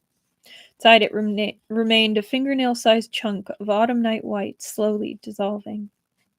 He splashed half a cup of leftover tea onto it to douse the rest of the flames, then went around the table and pushed the frenzied lordling aside with his foot. Poured some cold tea on him from a pot. Wake up. The lordling moaned and groaned, struggling intermittently. Sadly, the gray man's foot was on his chest, and he was extremely weak. He could only flail his limbs like a turtle that had been flipped onto his back. Seeing this, the gray-robed man knew he wouldn't come to his senses in a hurry. His eyes turned. He thought up a cheap trick. Not long after, all of Tianzhou City turned out in full force. In a grand occasion comparable to the Lantern Festival, countless people came when they heard the news, crowding in front of the Beiyuan tea shop to watch the fun. They saw the window of a certain private room on the second floor wide open, and a man as skinny as a beanpole hanging out, his hands tied, suspended naked in midair. But he was neither humiliated nor struggling. Rather, he was randomly calling out filthy language unfit to be heard, even announcing the name of his own family. Calling out to a little lady who might have been anywhere, he boasted that he was the young master of the Tianzhou Perfect's family, and if she only consented to him, he guaranteed that she would enjoy inexhaustible glory and wealth in the future. The Perfect took bribes and bent the law.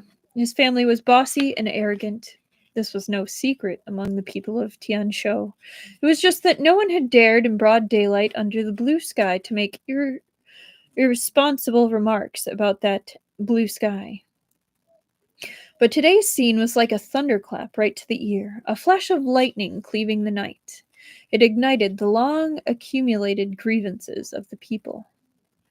This matter quickly reached the ears of Tianzhou's Perfect, Huang Ruofei. After hanging for 2 hours, young Master Huang was at last rescued by the late-coming bailiffs. Ridiculous to say, as soon as young Master Huang was brought down, he collapsed into a faint. A doctor was called to examine him, and it turned out that the cause of his illness wasn't shock or a chill. It was that overuse of drugs had caused excessive discharge, leading to renal weakness. Ooh, he shit himself. Oh no, that would be rectal weakness. The lead bailiff ferreted out the shopkeeper and loudly interrogated him about who had committed this crime. But before he could move on to threats of torture, the shopkeeper, the waiters, and a crowd of spectating tea shop customers spoke with voice. "The Blessed Traveler's Inn!" The bailiff was bewildered. "What?" The shopkeeper, trembling, said, "Before he left, he said that if officials came to arrest him, they were asked to go to the Blessed Traveler's Inn. He is waiting for he's waiting there for you, sirs." The bailiffs exchanged blank looks. It wasn't that they had never seen people turn themselves in, but they had never seen someone commit a crime, then leave a message for the authorities in this way. As if he wasn't waiting for them to come arrest him, but glorifying his own position, asking them to come invite him to the law courts. "Let's go," the lead bailiff said with a wave of the hand, gritting his teeth. "To the Blessed Traveler's Inn." A big team of men and horses charged mightily towards the Blessed Traveler's Inn, 2 streets away, the big crowd of gawking people following after them. It was simply a farce. At the inn, the gray-robed man was indeed as good as his word. He really was in the main hall. He didn't say anything extra, and he didn't fight. He urbanely went with them. It was getting towards evening. Under normal circumstances, the prefecture's office would have been closed by now, but tonight it was all lit up. The bailiffs expended a great deal of effort to dispose the gathered people. Huang Ruofei walked out of the rear hall with his face grim. He ordered the main doors closed, took his seat at the judge's desk, knocked heavily with his judge's block. He started off with a display of severity. "Who is the accused? Why does he not kneel upon seeing me?" The gray-robed man, standing trial, stood in the hall with his hands behind his back. Now he awarded Perfect Huang a direct look. Had the tea shop keeper been present, perhaps he would have cried out in surprise. Using some unknown means, his face no longer had the lean and waxen look of a person withered by time. His always slightly stooped shoulders had stretched out. From his features, it seemed as if clumsy makeup had been washed away, revealing his original faultless handsomeness. He was imposing and stern, and even stood nearly a head taller than Lord Huang in his black felt cap and official robe. "Lord Perfect," he said, smiling, "you will know later that I do not kneel for your own good." While Huang Ruofei was lax in his work, he wasn't an idiot. A commoner wouldn't have dared to speak to him like this. This person had evidently come to make trouble for him. But who the hell knew whether the scoundrel was actually hiding his light or pretending to be more important than he was? Thousands of thoughts instantly flitted through his mind. At last he chose to dodge. Calmly, he said, "And just who are you, Your Excellency? I hope that you will indicate it clearly." "There's no need for your honor to be in a hurry to ask," the gray-robed man said. "There are a few questions on which I would like to seek your honor's instruction. If you can answer them, then naturally you will know who I am." Huang Ruofei's heart trembled. He suddenly had a bad feeling. "If I might be permitted to ask, Lord Huang, do you know the punishment for embezzling and taking bribes, for perverting the law and bending decisions? Do you know the punishment for conniving at the violence and quarreling of your servants, of protecting your only son in the evil conduct of rape and murder? Do you know the punishment for colluding with bandits and falsely claiming credit? Do you know the punishment for embezzling water control money, tax money, money made in the illegal trade of sea and salt in countless amounts? The court's explicit order bans autumn night white, and only in Tai Shou's prefecture under your jurisdiction are thousands of ounces smuggled at every turn, bringing in hundreds of thousands in profit, afflicting Jiangnan and Huainan. What punishment does that merit? A clatter. The judge's block rolled off the table, but no one dared to come forward to lift it. Huang Ruofei's face was ashen. Trembling, he pointed at him and nearly spat out a mouthful of blood on the spot. Who the hell are you? I'm the person sent by the court to pluck the official's cap off your head. The gray-robed man took an ivory token from his sleeve and regarded him coolly. My surname is Yan, currently holding the post of the Tianfu Army's representative. On the orders of the Empress Dowager and His Majesty, I am overseeing the investigation into the illegal trade of autumn night white in Tianshou's prefecture. The Tianfu Army's representative, Yan Shouhan. The Feilong Guard that had once run rampant through the capital, now a minister of high standing and great authority, as willed by the emperor. It was said that he came in and out of the palace's prohibited areas as if they were his own home, with nothing to impede him. Even the Duke of Jing had to yield to him somewhat. Well, Yan Shouhan did not set fire at two homes, did not murder or plunder, did not seize men's wives and daughters. The cases handled by the Feilong Guard had all been major cases in which the blade would fall as soon as raised, in which blood would flow like a river. Because of this, he was often not known of by the common people, but had achieved extreme notoriety in official circles, making people respect and fear him, wishing that they could avoid ever having anything to do with him. Huang Ruofei clutched his chest, breathing heavily. The bailiffs, petty officials, aides, and other present were all silent as cicadas in winter. In unison, they knelt. No one had ever thought that young Master Huang would bring this king of the underworld to their door. Yan Shouhan strolled up in front of Huang Ruofei. His speech was not without derision. Lord Huang, if not for the recommendation of young Master Huang, you and I would not have met so soon. When forced to an impasse, a person would perhaps kneel and acknowledge his loss, and maybe he would throw caution to the wind and attempt a desperate struggle. Had Huang Ruofei not been bold and ruthless, he wouldn't have been capable of deceiving his superiors and deluding his subordinates like this. Eyes fixed on Yan Shouhan, standing in the hall alone, he thought of something and suddenly began to laugh grimly. Since Lord Yan has come to Tai Shou, do not be in a hurry to leave. Allow me to fulfill my duties as host to the fullest. Yan Shouhan's wrist moved slightly. Under cover of his sleeve, a dagger slid into his palm. Huang Ruofei shouted, Men, take him! Suddenly, the sound of urgent hoofbeats came from outside. It sounded as though there were many people. Yan Shouhan suddenly met Huang Ruofei's grim and bitter gaze. His heart immediately lurched. The reason he had changed his appearance and come incognito in plain clothes, covering his tracks rather than openly inspecting Jiangnan, was that he was afraid of startling the viper, Huang Ruofei. Huang Ruofei had married one of his children to a child of He Qi, Jiangnan's military commissioner.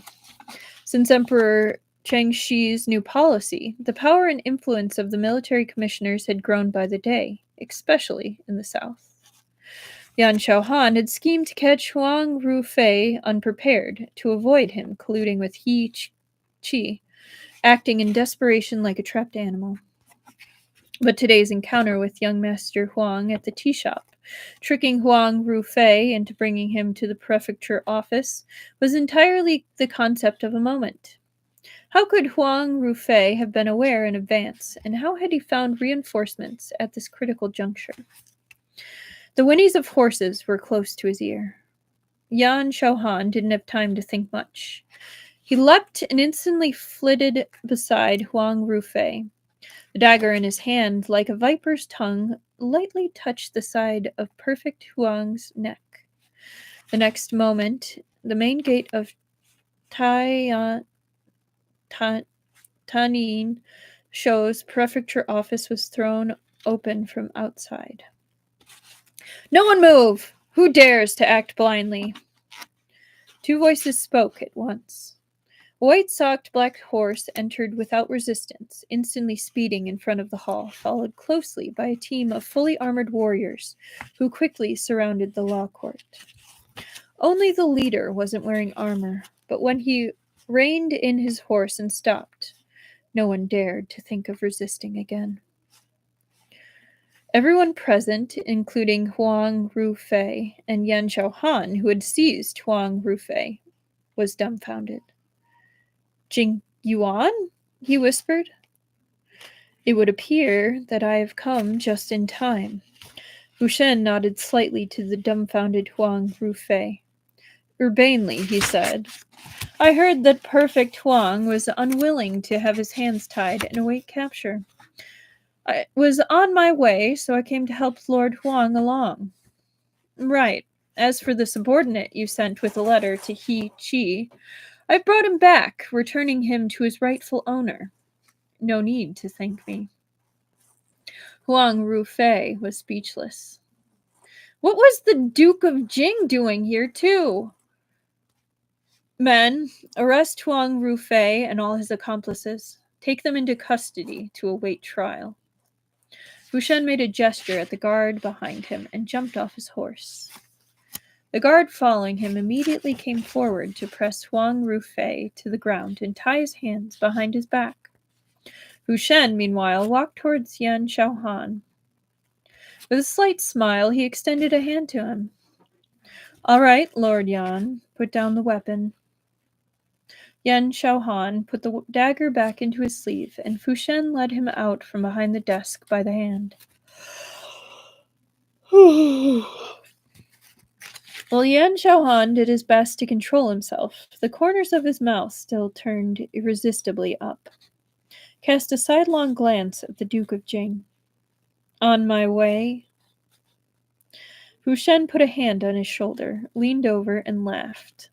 "I was in a hurry to see you. I went out of my way to pick up my wife." The two of them had left the capital together. Yan Xiaohan had gone under orders to investigate Huang Rufei's corruption, while Fu Shen ought right now to have been in Tai Shou's Jianghan military barracks, only arriving somewhat later.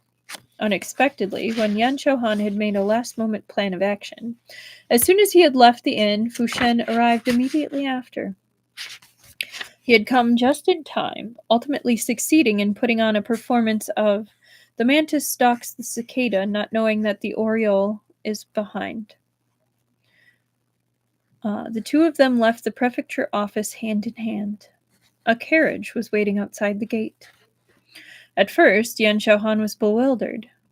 Then, seeing Fu Shen betray no surprise, he got in without a word of demur. As soon as the carriage curtain fell, the mighty Duke of Jing was held down and kissed. Affection between the two of them had become natural, but this time it was a little different. The narrow carriage soon warmed into a steamer. Hang on, I'm just making sure. Because things are heating up. Okay, we're good. Fu Shen undid the strip of cloth Yan Xiaohan was using to keep his bun in place and impatiently pulled at his black hair, which slid like flowing water. Yan Xiaohan said indistinctly, only a feeling. Fu Shen tucked a lock of hair behind his ear. Lord Yan, you are unusually clingy today. Yan Shouhan's arms tightly encircled Fu Shen, unwilling to let go no matter what. With justice on his side, he said, "While investigating today, I accidentally got dosed with night white. I'm having an attack. What can I do?" Fu Shen laughed in spite of himself. "This again? I don't have a second back for you to snap." That's actually a really funny one. Yan Shouhan gently sucked at the side of his neck, one hand naughtily slipping into his clothes. "I think this back of yours is just right, General." Fooling around was one thing, but there wasn't even room in the carriage to turn around. Yan Shouhan naturally couldn't put Fu Shen to the trouble in the narrow space, and the road was bumpy. They couldn't do anything. It had been days since the two of them had seen each other. They seized this fleeting opportunity to be idle and cozy up. It seemed like a kind of ritual of supporting each other with all they had. That's actually really sweet. When the carriage stopped, Yan Shouhan lifted the curtain and saw right in front of him the reflections of lanterns in water. The night wind was cool, the stars bandied the sky. The colorful lanterns at the riverside bobbed in the water. Pleasure boats came and went along the river. The lingering strains of strings and woodwinds curled upward. It was a scene of rare bustle and prosperity. Have you been so busy you forgot the date?" Fu Shen made an inviting gesture and led him to board a pleasure boat moored at the shore. Pardon.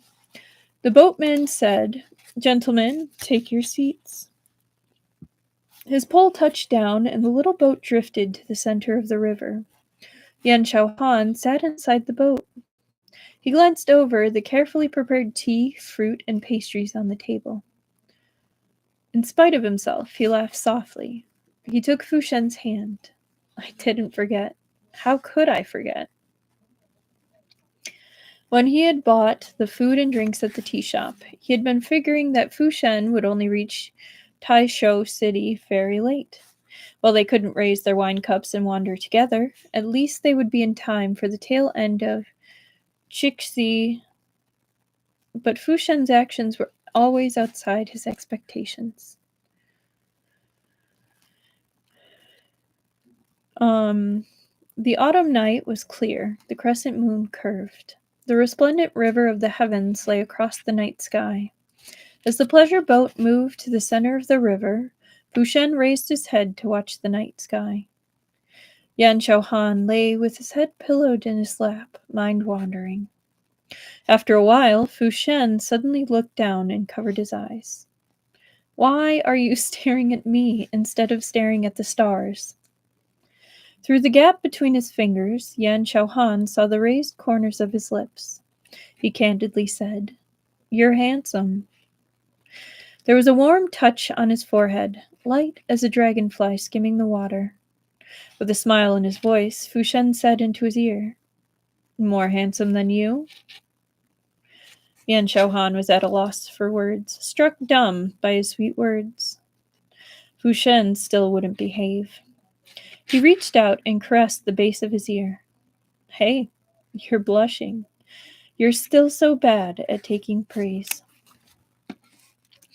As they spoke, the sound of the pipa came over the water.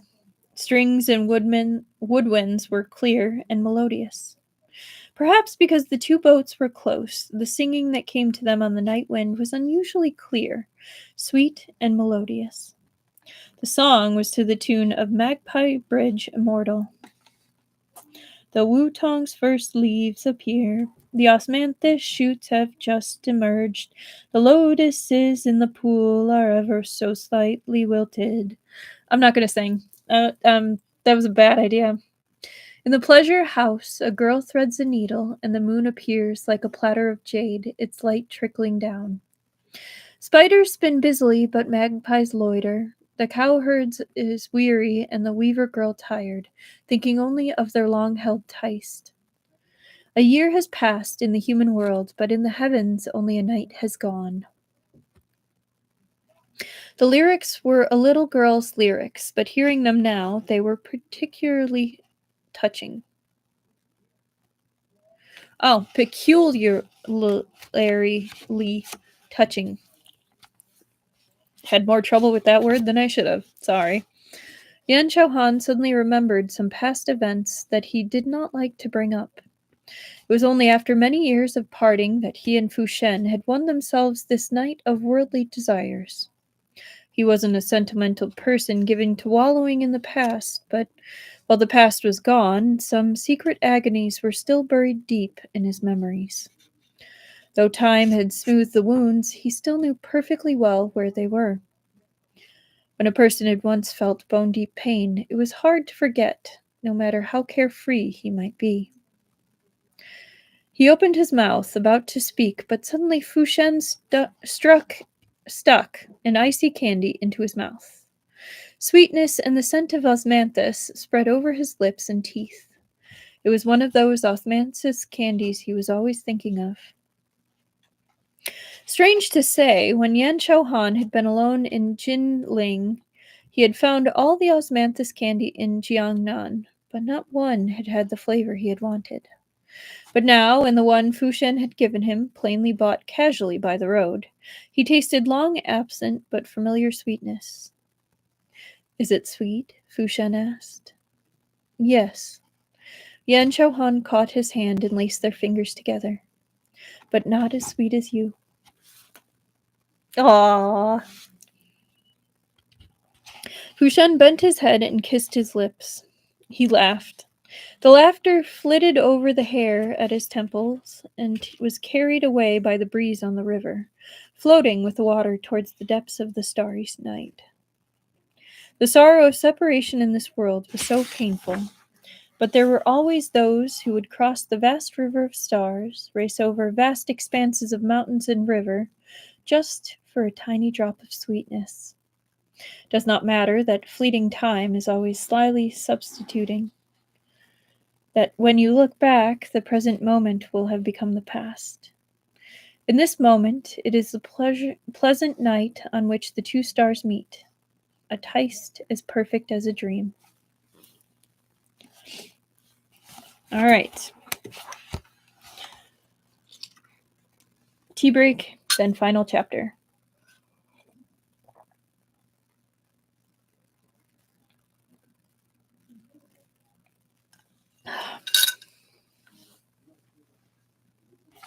Extra number 5. Final reunion. 0. Somber countryside. Half the sky reflecting red from bloodshed. Wind rustled the grass, revealing the broken arrows and corpses all over the ground. He was carried on the bloody wind, lightly flitting over the vast grasslands beyond the wall, coming to this man's side. An armor-piercing arrow struck out of his chest, the head of the arrow buried deep in his heart. Blood had dyed the white collar beneath his armor red. His chest was only weakly rising and falling. He didn't have long to live. His visage was concealed under his helmet in the blood and grime. Because he was over 40 and spent much of his time at the border, signs of age marked his face, and his temples were grizzled. But from the deep lines of his features, his appearance in his prime could still be discerned. He knelt beside that man, wanting to wipe away the stains on his face, but the hand he extended, like empty air, passed right through his body. Only then did he remember that he was a wandering ghost outside the world, dead, for he did not know how long. The gravely injured, dying man seemed to sense something. His eyes opened slightly. His pupils reflected the sky that seemed dyed with blood, and also held a scarcely visible figure. When the man saw him, he was stunned, as if he didn't dare to believe it. Then he was relieved. His lips even curved into what might have been called a gentle arc. He whispered, "At last I see you again. Do you still..." His unfocused pupils were fixed on the wrath-like man. His voice was extremely soft, almost a mumble. recognize me? He didn't know what to say, so he raised a hand to gently touch his cheek. The touch was plainly illusionary, but an icy breeze seemed to waft over his temple. Laboriously, the man raised a hand and hollowly held the image hanging in midair, as if clutching his final obsession before death. We've been apart 7 years. Zhang Yang, forgive me. I've made you wait again. He shook his head and opened his mouth to say something, but he didn't make a sound. From the movement of his lips, it was, "Don't die."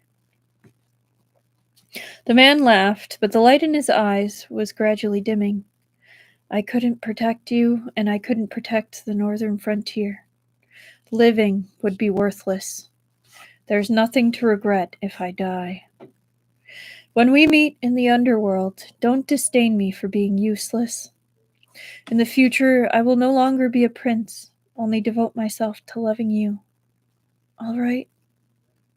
Black clouds blew towards them from the distant horizon. Raindrops fell, passing through his insubstantial, transparent body and falling on that man's face, like a drizzle of icy tears, washing away the blood and dirt on his face. The hand went limp and dropped, softly falling at his side. Don't die. At last he heard himself force a hoarse sound from his throat. Don't die, Afang. 1. Afang. Awake? Someone next to him stood up and loudly said, Call a doctor here. Fu Tingxin was pulled back to the land of the living by pain. He raised his eyelids with difficulty. White walls and lamplight, the faint odor of disinfectant, and a profusion of voices rapidly engulfed his senses. All at once he stepped out of dreams and into the mortal world, and was instantly so surrounded by noise that he wanted to be unconscious again. He blinked, rapidly adjusting to the lights and images in his line of sight. Sensation began to return to all parts of his body. He tried to bend his index finger, gradually recovering control over his body. At the same time, he began taking notice of the things and people around him. All these movements and reactions seemed to be natural and practiced, as if they were an instinct honed over many years and carved into his bones. The next moment, a tall young man opened the door and strode into the hospital room, followed by a series of trotting doctors and nurses. Hearing movement, Fu Tingxin abruptly looked up and unexpectedly met his eyes. Though he was much younger and his hairstyle and clothing were all different, he couldn't fail to recognize him. This was a visage that had only appeared in his dreams. The illusionary patter of rain came at once again to his ears. The accompanying despair and pain were so real, like water bursting its banks and instantly rising above his head. The flood of it so powerful that Fu Tingxin almost forgot how to breathe. His emotions wavered sharply, and the world spun before his eyes. The monitoring devices at the head of the bed immediately beeped in warning. The man had been nailed in place by his look. Now the sound called back his soul. There was no time to think carefully over his loss of self-possession just now. He hurriedly charged over to the hospital bed. What's wrong? Before he could finish speaking, Fu Tingxin suddenly looked up, cold sweat sheeting off him, and grabbed his hand. The IV needle and Band-Aid were torn off and went flying together, causing a splatter of tiny bloodstains that felt like plum blossom petals on the white sheets. But Fu Tingxin seemed not to feel the pain. He clutched his hand, the veins on the back of his hand popping out. Blood flowed to his cuff, but he, undaunted, continued trying to sit up in bed. A fang. A doctor quickly said, Hold him down! Don't let him flail around! The man seemed lean and lanky, but he was very strong. Hearing the doctor, he quickly pressed Fu Tingxin back into bed. Only his movements weren't gentle. When he bent down and leaned close, Fu Tingxin saw his bloodshot eyes behind the lenses of his glasses. That gaze was full of anger, just like the great strength holding down his shoulders. It even seemed sinister. Gritting his teeth, he quietly asked, "Who are you calling for?" Fu Tingxin was stupefied by his question. Perhaps because he was angry, the man's voice was trembling. Fu Tingxin inexplicably thought he was about to cry at any moment. "Who is Ah Feng? Do you know that you nearly died? And you wouldn't stop going on about him." Ooh. Guessing these are reincarnations, and he just pissed off his other one.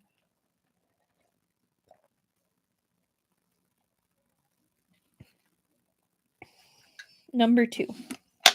After a period of busy confusion, the hospital room was at last restored to tranquility. Oh boy, this is a long one. Fu Tingxin lay ramrod straight on the hospital bed with an IV drip in his arm, bandages around his head, and a cast on his leg. He looked wretched, and he was turning his head disobediently to sneak a glance at his figure standing by the window. Groaning, he said, "Don't stand there like you're being punished. Are you still angry? I have amnesia and everything." "You..." The man was tongue-tied from anger. As soon as he turned and met his not quite smiling gaze, his bristled fur softened. After a long hesitation, he finally said, "I'm not angry." Right, you're not angry," said Fu Tingxin. "Then aren't you getting tired of standing there? Sit down and rest. Have some water. Don't be angry." Fu Tingxin had been injured in an explosion and sustained a concussion. He had only woken up after 3 days in a coma. While examining him earlier, the doctor had discovered that there was a problem with his memory. He absolutely couldn't remember any of the past or his own friends and family, or even his own identity. This was commonly known as amnesia. But unlike other people, he said that while in a coma, he had had a dream. In the dream, he was a general called Fu Tingxin, and after dying on the battlefield, his spirit had roamed the grasslands beyond the wall for 7 years. Then there was another war on the grasslands. The country he belonged to was defeated. The commander-in-chief of its forces, the Ah Feng he kept calling for, had his chest pierced by an enemy arrow. On the point of death, he had seen Fu Tingxin. "The person I saw in my dreams was the third son of the emperor. His title was Prince Su, surnamed Sun, given name Lua. When his mother was pregnant with him, she saw the Buddha tie a necklace of jade and pearl around his neck, so she chose the Luo character for jade and pearl necklace for his name. To ask for the Buddha's protection, she also gave him a baby name, Ah Feng, as a tribute." Fu Tingxin stared at him and asked, "And you, friend, may I ask your name?" Sun Luo was briefly silent. "Sun Luo, the Luo from jade and pearl necklace," gave a dry cough. In a clumsy attempt at denial, he added, "I don't have a nickname." "All right, then you don't have a nickname. What did you have to squeeze me so hard? Why did you have to squeeze me so hard?" Fu Tingxin recalled the last words of the person in the dream and said with a fake smile, "From how you're fretting, if I didn't know better, I'd thought I'd been cheating on you." Sun Luo very much wanted to rush forward and put a hand over his mouth. "You have amnesia. Why do you still have so much to say?" Fu Tingxin was just bored and teasing him for fun, but he had just woken up and his energy was low. A few sentences exhausted his mental vitality. As he spoke, his upper and lower eyelids fought, and his voice weakened. "You sit there. I'm going to sleep for a little bit." "Okay." Sun Luo went to close the door to the hospital room and sat in the chair beside the bed, and even pulled the cover up for him. "Sleep. I'll keep an eye on your IV. The better part of Fu Tingxin's consciousness had already sunk into chaos, but for some reason, in the midst of his drowsy haze, he suddenly said, indistinct and quiet, "Don't leave." It was like a heavy hammer slamming against some soft place in his heart. Sun Lua stared at his fast asleep, worn-out face, zoning out for a long time, then at last answered him. "I'm not leaving." He bent his head and gently kissed the bruised needle mark on Fu Tingxin's right arm. Quietly and solemnly he said, "In the future, I won't leave again." Part 3. Fu Tingxin slept for several days without regard for night and day. During this time, Sun Lua stayed by his side. While he was awake, he narrated the background of the Fu family to him and their own past, using the times when Fu Tingxin was asleep to take care of all his own work. Not taking a step from his side for so many days, sleeping without taking off his clothes, Fu Tingxin wasn't stupid. In the life he had lived in his dream, he and His Highness Prince Su had only been short the status of husband and wife. He was very well aware of Sun Lua's behavior when he liked a person. Such tender care, undertaking all this without complaint. He had to be in love with him. He hadn't run away. According to what Sun Lua said, the Sun and Fu families had a long-established friendship. The Suns were in politics, the Fus in the military. The two of them had grown up together and were modeled childhood friends who could have worn the same pair of pants. They had loved each other dearly from kindergarten all the way to high school. After graduating high school, Sun Lu had tested into a top domestic university, while Fu Tingxin had gone to join the army. The Sun family was a big clan, with fierce infighting among its factions. Sun Lua had no plans to go into politics and had gone the path of business. He had started his own business and university.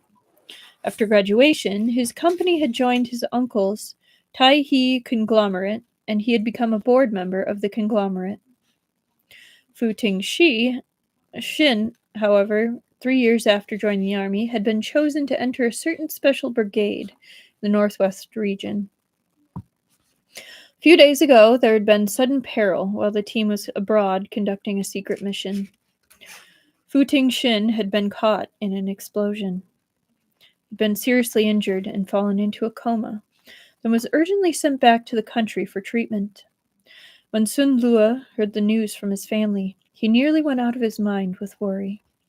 He tossed aside his work and traveled through the night to the northwest region, and concerned that the medical standards there wouldn't be good, called in a connection to have him transferred to an army hospital in the capital. As long as Fu Tingxin was comatose, he stayed in the hospital. But he hadn't expected that when Fu Tingxin survived by the skin of his teeth and returned to the human world, he would have forgotten him.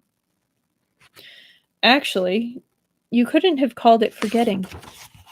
He recognized Sun Lua's face, could say his name, but Sun Lua didn't have the nickname Ah Feng. After all, Fu Tingxin's reaction while comatose had left him with a grudge. The attachment formed to a person in a dream couldn't be applied to him, an outsider.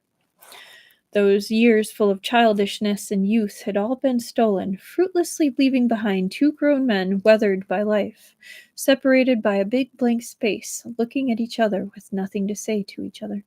Well, that part's sad. I mean, it seems like one of them's trying to reach out anyway.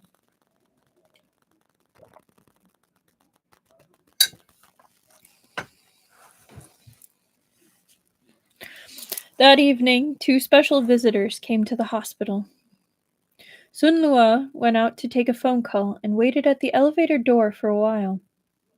It wasn't long before he saw a little sprout, not even as tall as his legs were long, jump up out of the elevator and affectionately cry, "Uncle Sun!" "Hey." Sun Lua bent down and picked him up. He held him in his arms and weighed him, then put on a rare smile. "You've gotten taller and you're heavier than before." He looked down at the child who came out afterward. He hadn't expected him to come as well. When their eyes met, the child greeted him very calmly. Third uncle. Sun Lue was an elder. Even if he had misgivings, he couldn't show them on his face, so he nodded to him and said to the driver who followed after, "I'll take the children over." The driver was an old man from the Fu family and naturally recognized Sun Lue. He smiled reservedly at him and conscientiously went to wait in the corridor. Carrying one child and leading the other by the hand, Sun Lue returned to the hospital room. Fu Tingxin was just leaning against the headboard, solving a Rubik's Cube. He was used to using guns. His hands were extremely swift, the long, slender fingers flying, almost leaving a blur. The little sprout Sun Lue was holding saw him and immediately started squirming to get down. He cried out crisply, "Second uncle!" "Hey, who's here?" Fu Tingxin dropped the Rubik's Cube and smilingly opened his arms, ready to hug him. But Sun Lue gently put the child beside him and instructed, "Careful, don't jar your injuries." "Second uncle, my dad says you have amnesia," the little sprout said, his black grape-like eyes round and glistening as he looked at him. "Do you not know who I am?" Though Fu Tingxin couldn't remember the past in his dream, he had seen this child grow up. He hadn't thought that this little thing would know what amnesia was. All smiles, he said, "How could I not know who you are? Second uncle could forget anyone, but he could never forget our Zhao Shen." But when Fu Shen heard this, he didn't display any happiness. Instead, his eyebrows drooped and he sighed, seemingly very troubled. "What is it, baby?" said Fu Tingxin. Tears appeared in Fu Shen's eyes. He turned his head and said "hurt" to the child standing at the foot of his bed. "Gaga, my second uncle really does have amnesia."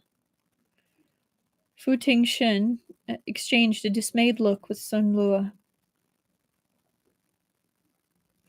The other child quickly walked over, took a handkerchief from his pocket, and wiped Fu Shen's face, very properly saying in consolation, "He knows who you are. Didn't he call you Xiao Shen?" Glumly, Fu Shen said, "But he wasn't like this before. He always called me Dolt." Fu Tingxin went silent. Sun Lue, shaking, covered his mouth and turned away. Fu Tingxin hadn't had much contact with this nephew of his. He had only spent half a month joining him in wild games the year before last on a visit home. At that time, there hadn't been this other child with him yet. Fu Shen had been very close to him. To tease him, Fu Tingxin had often called him Dolt. Unexpectedly, the little sprout still remembered it to this day. Sighing with emotion, Fu Tingxin said, "I see I wasn't wrong about you." The other child was a little older than Fu Shen, his future handsome features already distinguishable from the childish face. But he was extremely gentle and patient with their Dolt.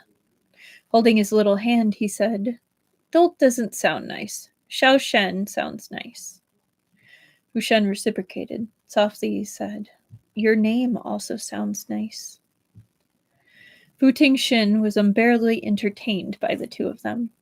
Smiling, he asked Sun Lue, "Whose child is this?" Sun Luo's gaze flickered undetectably over the child. As if nothing were the matter, he said, "He is my nephew. His name is Yan Xiaohan. He attends the same elementary school as Xiao Shen." "Aw, they're gonna be childhood sweethearts!" As soon as Fu Tingxin heard the surname, he knew that there was some story behind this and tactfully didn't say anything. He teased the two children a while longer, saw that it was getting late, then urged Sun Lue to send the two of them back. Sun Lue led them out, one with each hand, and took them downstairs. But when he returned to the hospital room, he saw Fu Tingxin staring out the window at the setting sun, lost in thought. During his illness, he had lost a lot of weight. Only a thin layer of skin and flesh remained wrapping his bones. But the lines on his face seemed to have been carved with a knife, increasingly sharp and proud. This appearance belonged to a completely different person from the teenager in Sun Luo's memories. He stood amidst the twilight, for the first time in his life truly comprehending the meaning of regret. He didn't know whether Fu Tingxin's lost memories could be recovered, but the time he had missed out on because of a momentary wrong decision could never be recovered. Fu Tingxin's ears were very sharp. Though he was lost in thought, he quickly noticed Sun Luo. He turned in his hospital bed. "Have you sent them off? Come over here and rest." Sun Luo shut the door and sat down at the bedside. "Yan Xiaohan is my second brother's illegitimate child. His mother's position is very complicated. I couldn't explain it in a hurry. His mother died last year, and that was when my second brother took him in. He didn't change his surname. I figured he isn't planning on having him inherit family property in the future. If you think I think he's pretty nice," Fu Tingxin interrupted him and casually said. "Fu Shen is still so young. He is in no rush to make connections. He can play with anyone he likes. Don't overthink it." "Right," said Sun Luo.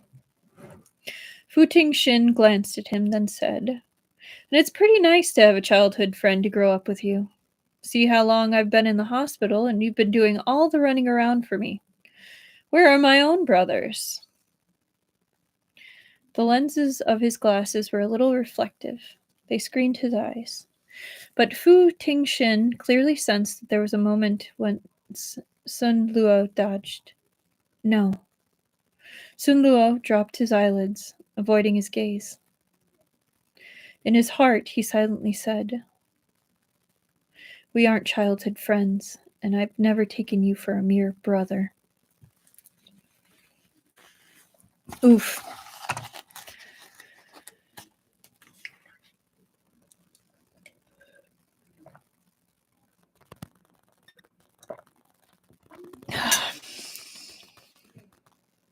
Actually, I need to blow my nose for a second.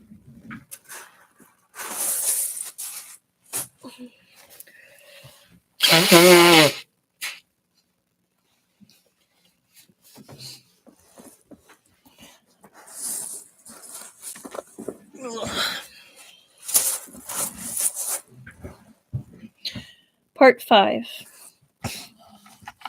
Between his concussion and injured leg, Fu Tingxin spent 3 months in the hospital before obtaining permission to be discharged. Unfortunately, his amnesia had yet to be cured. Naturally, he also couldn't remain in the army.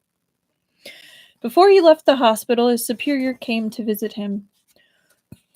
The two of them spent a morning talking in the hospital room, and afterwards Fu Tingxin had Sun Luo submit his application to be discharged from the army, entirely shredding his uniform. He was taken back by Sun Luo to the latter's apartment. No one in the Fu family demonstrated any surprise or resistance about this. Fu Tingxin languidly lay on the soft, clean double bed in the guest's bedroom, listening to Sun Luo say, "Your injuries still need some more time to heal. It's not safe for you to live alone. If you stay here, it will be convenient for me to take care of you. Don't be a stranger." Fu Tingxin nodded while inwardly laughing. "Fine, go ahead. Go on pretending. I'll see how long you can keep it up." "Boys, why don't you just talk it out? Like, why's it gotta be a game? Come on." Fu Tingxin had only lost his memories, not his intellect. He had seen all of Sun Luo's attentiveness. Most likely, this person did have designs on him. But according to Sun Luo's description, the two of them were undiluted, 24-karat gold good brothers, with harmonious fraternal love between them, without the slightest bit of overstepping. Fu Tingxin had nearly believed that he was secretly in love with him and didn't dare to say it, but on the day he chatted with the brigade captain, he happened to hear the captain mention that before, while he was serving in the army, in order to avoid receiving special treatment, he hadn't called his family for many years or sent them letters. Fu Tingxin thought that this was a little strange. After following up a little, he learned that while in the army, he had never mentioned his family background, and he had certainly never brought up this good brother, Sun Lue, to anyone. He kept an eye out, and when his older brother, Fu Tingshang, came to visit, he questioned him closely and finally found out that he had cut off contact with Sun Lue after joining the army. His family thought at the time that the two of them had broken off all relations. This didn't make sense. Sun Lue acted like he owed him from his past life. If there had been no conflict between the two of them, he wouldn't have withstood not having contact with Fu Tingxin for many years. Separated 7 years with no news passing between them, but he could arrive in the northwest immediately upon learning that Fu Tingxin had been wounded. You can't say that this devotion wasn't profound. Under these circumstances, how could the two of them have broken up? If not for this unexpected disaster, would Sun Lue never have contacted him while he was serving in the army? Fu Tingxin's mind was full of ideas. He concocted a handful of melodramatic plots for himself, remembering various experiences from his dream. Spent a good while conjecturing in confusion until Sun Lue came to knock on his door and tell him to come eat. Then he cleared up his thoughts and raised his voice. "Come in." Sun Lue opened the door and came in. He was dressed in the simplest white shirt and suit pants, extremely tall and upright, extremely handsome. He didn't wear glasses at home. Without obstruction, his features instantly became sharp. But the gaze that fell on Fu Tingxin was very gentle. "Get up. The weather is nice today. How about I take you downstairs for a walk after dinner?" Hearing him talk like he was humoring a child, Fu Tingxin felt inclined to playfulness. He reached out his arms and whined, "I can't get up." A little ridiculously, Sun Lue walked over and pulled him out of bed. Fu Tingxin raised his upper body, swaying in the direction of his pull. As soon as Sun Lue loosened his grip, he bonelessly slid back down onto the pillow. Fu Tingxin was deliberately acting shameless. Sun Lue indulgently pulled him up again. This time, before Fu Tingxin could fall, he pulled him into his arms, encircling his back so he couldn't get away, but unexpectedly, Fu Tingxin, like a giant panda that had finally latched onto its zookeeper's leg, threw himself at him with a flail and wouldn't get up no matter what. The two of them ended up tangled together. Finally, Sun Lue simply carried him over his shoulder and only put him down at the top of the stairs, because there was a housekeeper downstairs. The housekeeper actually hadn't noticed the two of them fooling around upstairs, only told Sun Lue while laying out the food, "Sir, your phone call just rang. I think you have a call." Fu Tingxin sat at the table drinking soup, occasionally sneaking glances from the corner of his eye at Sun Lue, taking a phone call by the window. Hearing him use a completely different cold tone to speak to the person at the other end, previously unthought of guess emerged in his mind. Was it possible that Sun Lue thought he was homophobic, and that was why he didn't dare to contact him, and even when he had amnesia only dared to tell him that they were childhood friends? Could it be that he had already confessed his feelings before Fu Tingxin had lost his memories?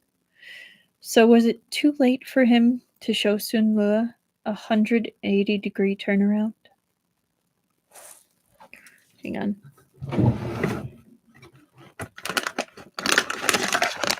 I just want a quick gummy treat. My throat is killing me.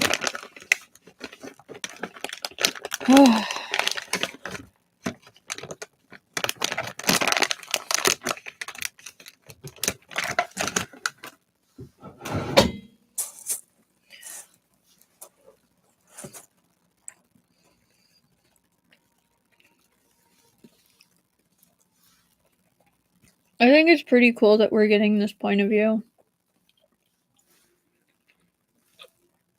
And also with the last extra, I'm really glad we actually did get some sort of wrap up for the Autumn Night White. So I remember that was a comment I had.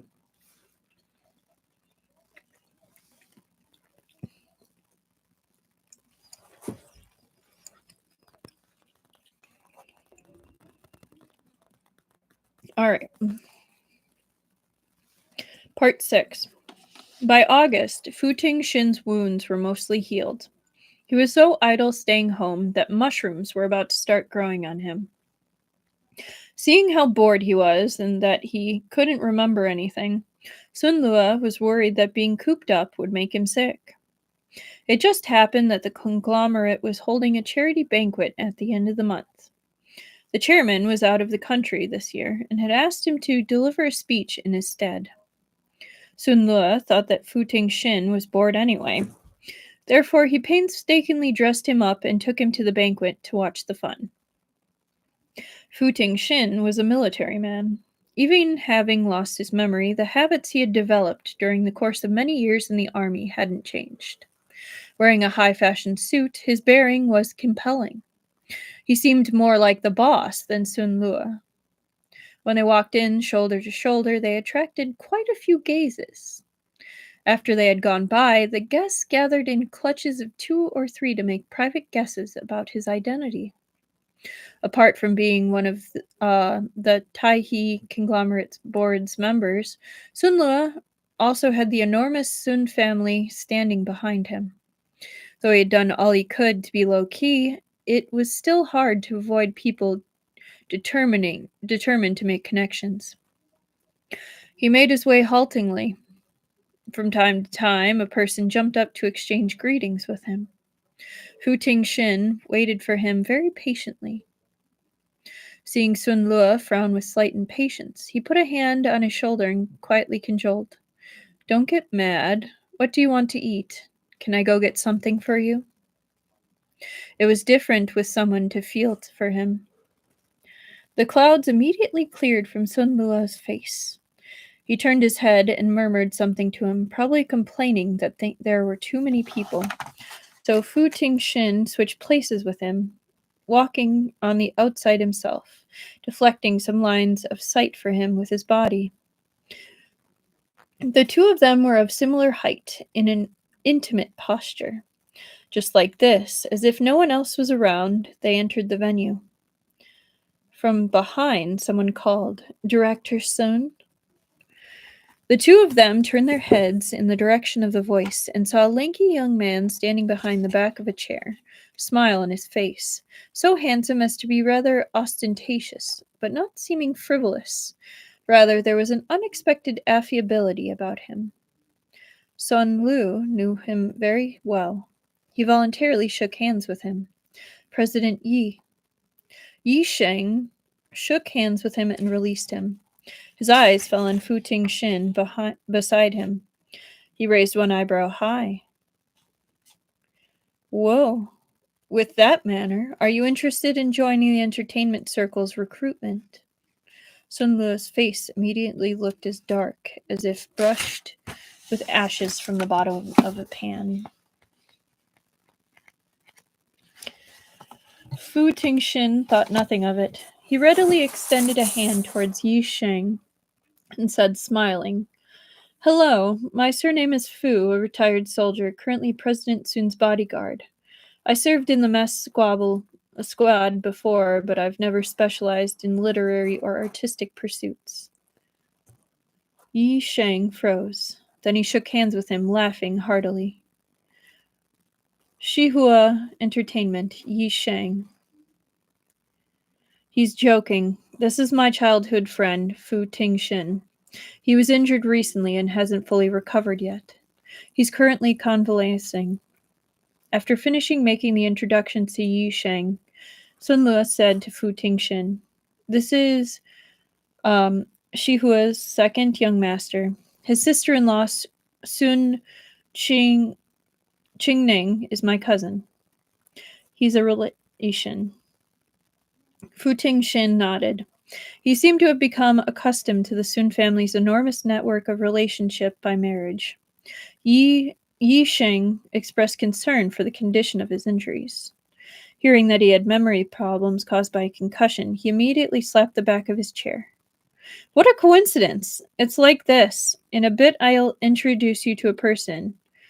Hangru's director Ho Mingjun. You must have heard of him?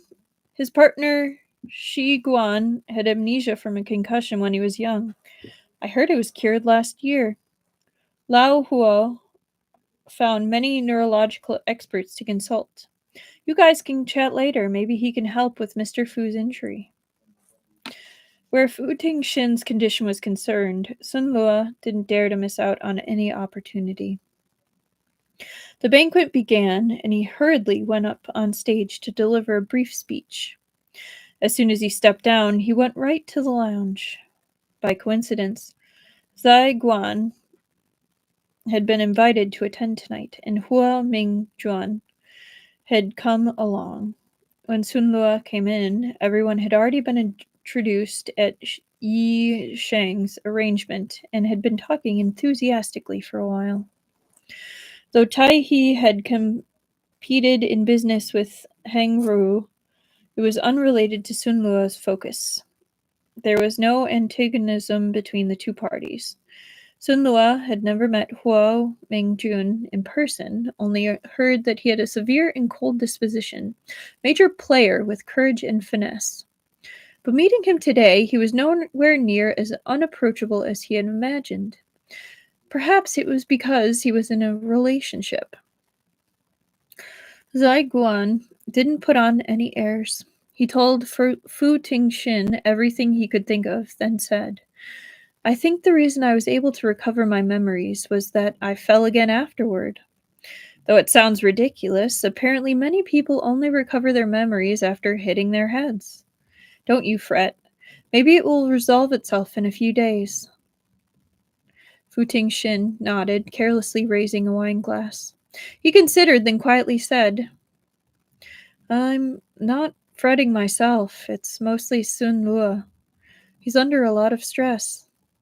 This is about to become a mental disorder for him. Zai Guan had more than common sensitivity. He immediately noticed something off about his words and tentatively asked, You and Mr. Sun haven't reached the step you and Director Huo have, Fu Tingxin said. There was a great deal of information contained in that sentence. Zai Guan smiled understandingly. Fu Tingxin stood and put his wineglass on a small counter, said, I'm stepping out to the restroom. The ball's restrooms were reached by going out and walking to the other end of the corridor. Fu Tingxin, one hand in his pocket, sauntered over the soft carpet, considering his dialogue with Zai Guan. Zai Guan said that when he had fallen from a stage, he had dreamed of past events. This automatically made Fu Tingxin remember the dream of grandeur he had had while in a coma. Had that really been just a dream? He became lost in thought and stood at the sink and washing his hands for a rather long time. Not far, the stall next to him opened. The man who walked out had been drawn by the sound of water.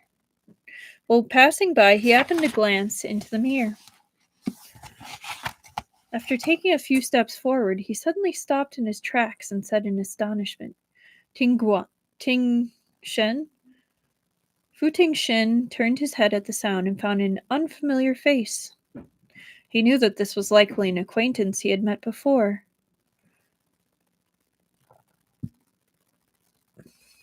He knew, but he couldn't remember who this was. He could only brace himself and asked in feigned surprise, maintaining politeness. Hello, you are? You don't remember me? A trace of disappointment flickered over the man's face. He said, I'm Chu Ming. We sat by each other in high school. You forgot? Fu Tingxin had a sudden realization. Just look at my memory. Forgive me, I didn't recognize you just now. You've changed a lot.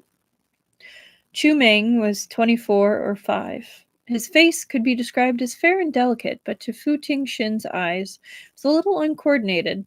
The bridge of the nose too high, the chin too sharp, the double eyelids seeming cut. His whole face was stiff when he smiled. There was no doubt he'd had plastic surgery. So when he said this, Chu Meng didn't notice anything wrong. He continued smilingly.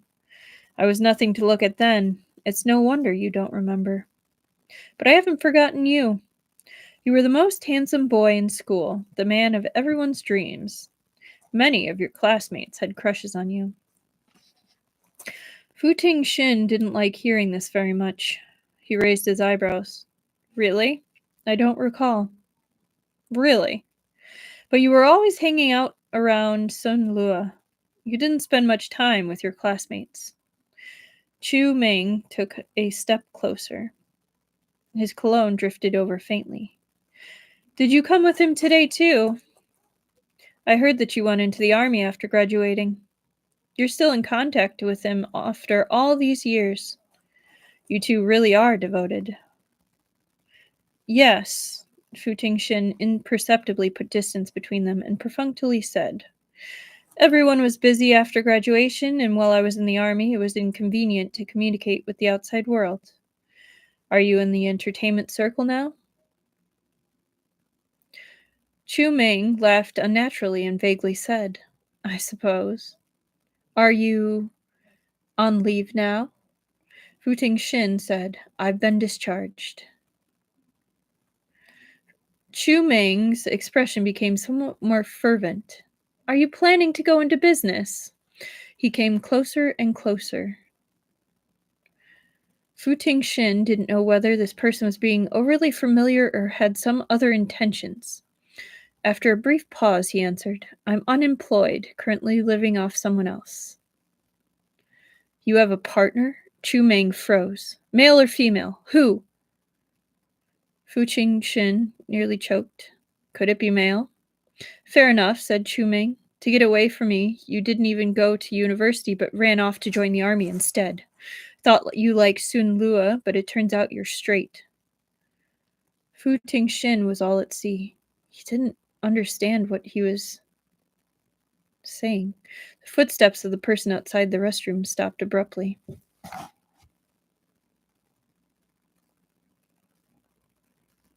Seven. Oh man, we're gonna have some misunderstandings.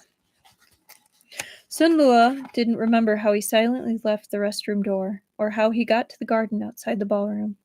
At any rate, when he came back to himself, he had smoked half the cigarette in his hand. These past few months, because Fu Tingxin was living with him and was ill, he had simply stopped smoking.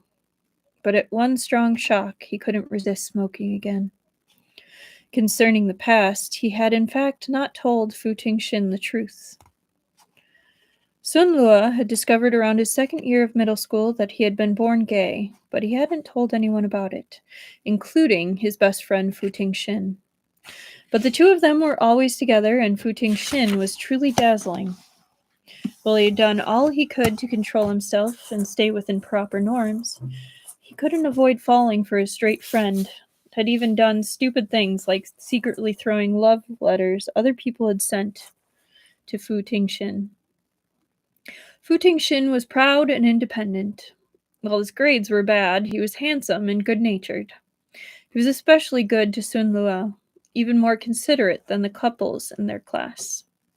There was always people in the class making jokes about them.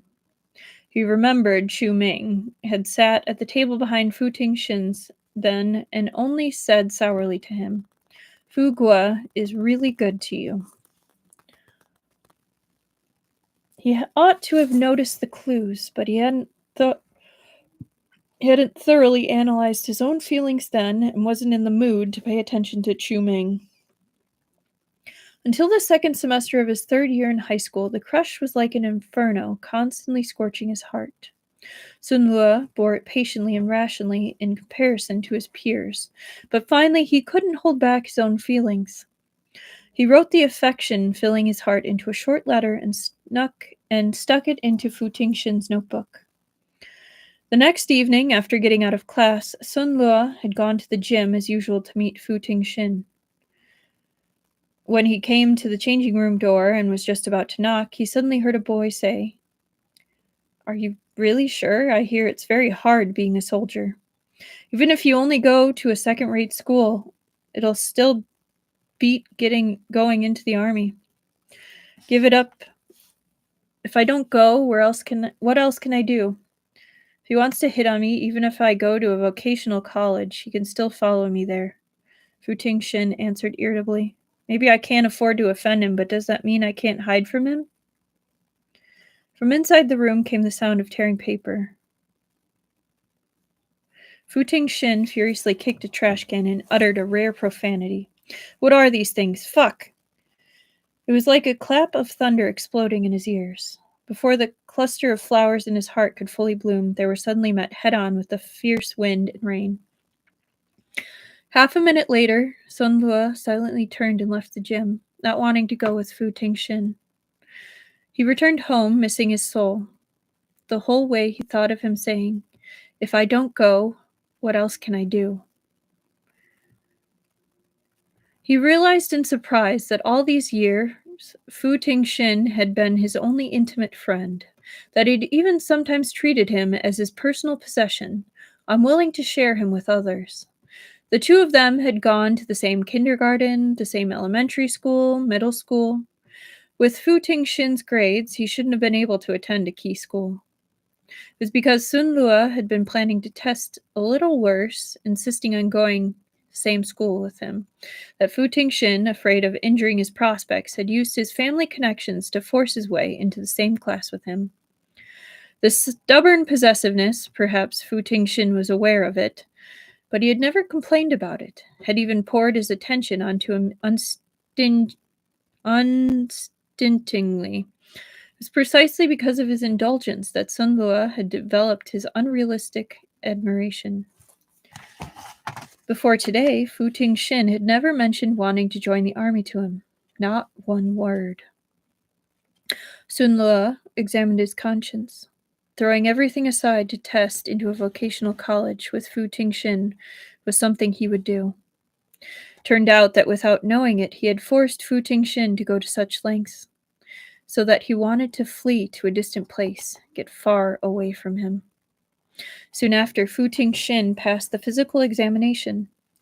Before joining the army, he took a whole crowd of people to the food stalls to eat skewers and drink. Everyone chatted animatedly into the night. At last, only Sun Lue, about to take the university entrance exam, was left clear-headed. On the way home, he stared at Fu Tingxin the whole way in the taxi and ultimately did nothing, safely returning him home. After graduating high school, Sun Lue changed his contact information and address, deliberately avoiding information related to Fu Tingxin. There were thousands of miles between the two of them.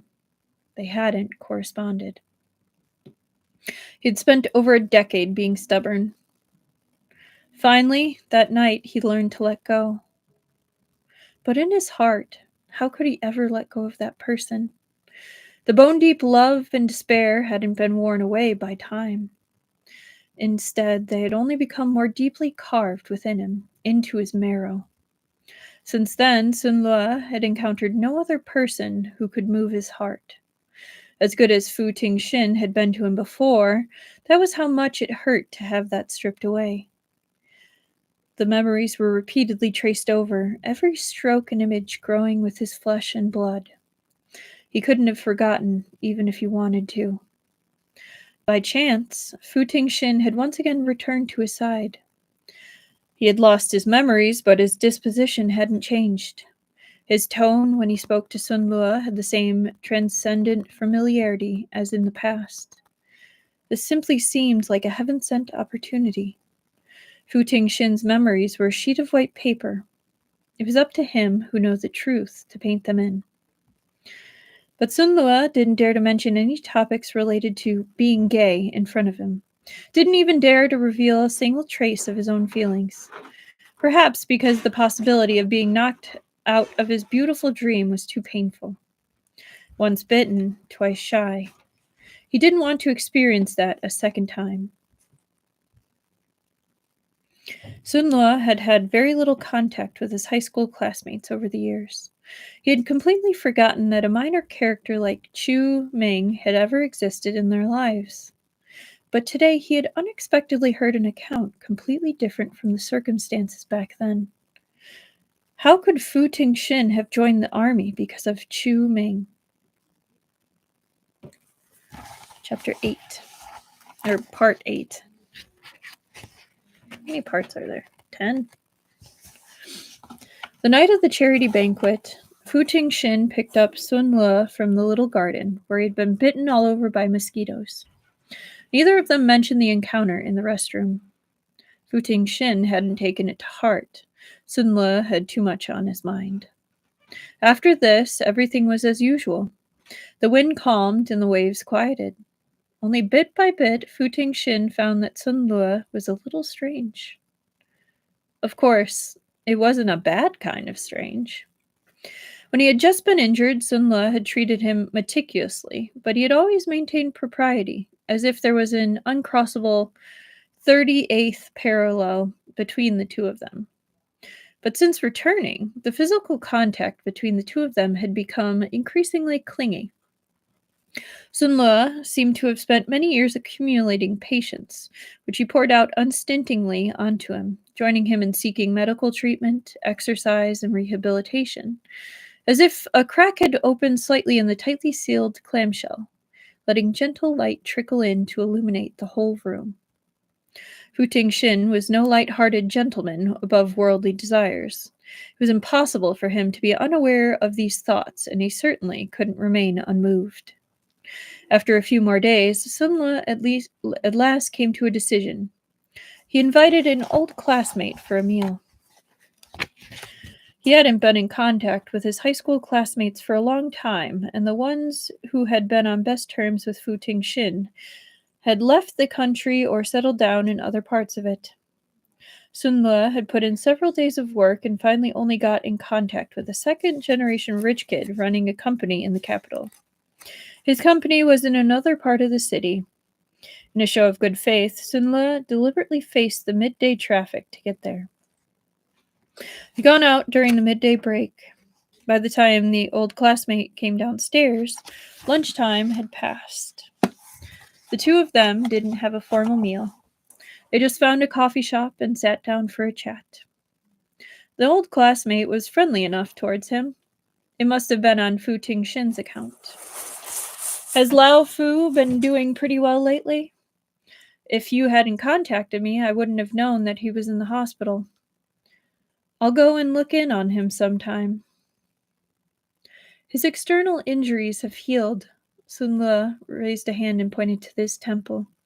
But the blood clot in his head hasn't resolved. He still can't remember the past. His old classmate said consolingly, "Don't fret. This will take time to treat. It may get better on its own one day." Sun Le nodded, said, "I wanted to see you so I could ask about something. You were on good terms with him in the past. Do you know why he joined the army?" "You were the one on best terms with him. We just played basketball and hung out. I never heard him say why," the old classmate said. "Can you give me a hint?" Sun Le said, "Do you remember Chu Ming?" "Chu Ming? Who?" The old classmate racked his brain, recalling for ages. "Oh, you mean that little pretty boy who sat behind the two of you. I remember. Isn't Chu Ming's father Chu Yongshan, that miraculous retail king from the Oxt? Chu Ming wouldn't have gotten into our school otherwise. But I think he went bankrupt later, dropped his wife and child, and went to America to dodge his creditors. He was even on the list of old debtors last year." The old classmate slapped his leg. "Now that you mention him, I recall something. A buddy of mine said Chu Ming had been chasing Lao Fu. Pretty obviously, often bringing him water and stuff and all that. Liked him so much he was nearly possessed." I heard he even picked the lock and snuck into the teacher's office to go through the applications, trying to apply to the same university as him. I don't know whether that's true. Didn't Lao Fu ever tell you? Sun Lao clutched the handle of his cup and shook his head. Fair enough. Lao Fu thought of nothing but you back then. He probably didn't tell you because he didn't want this trifle to impact your university entrance exam results, the old classmate said, laughing. I suppose you don't know this. When you stole and threw away a love letter to Lao Fu, he happened to see it, so later when others sent him things, he quickly took care of it behind your back. Back then, the whole basketball team tore up love letters and ate chocolate for him. Ha ha ha. Oh man, he never even got the letter. Sun Luo was dumbfounded. The old classmate said, He really was perfect towards you. The two of us often smoked next to the garbage bin behind the gym. You never saw it. He smoked a cigarette as if he was thieving, never dared to wear his jacket, and when he finished smoking, he'd stand in the wind for 10 minutes. He was afraid you'd smell it on him.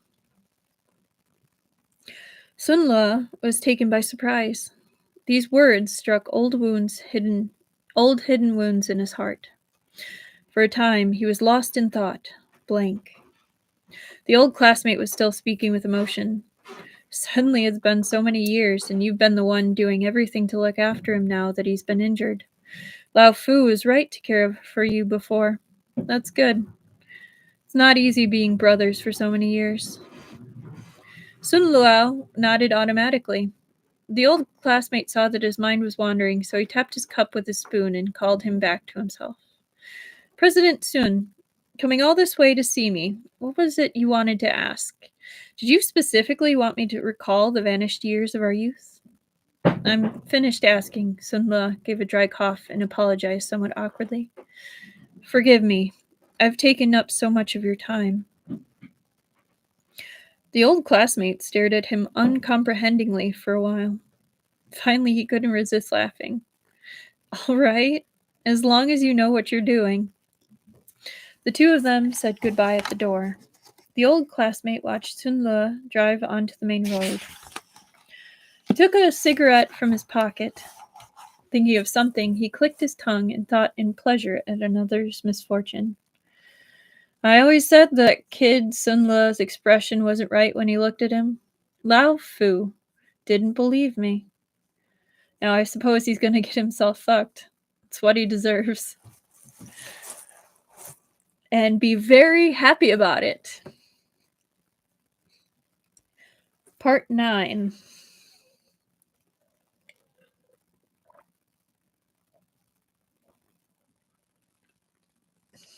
We're almost there, friends. As to what was going on with that dialogue back then, apart from Fu Tingxin, perhaps no one could give him a definite answer. But that was no longer important.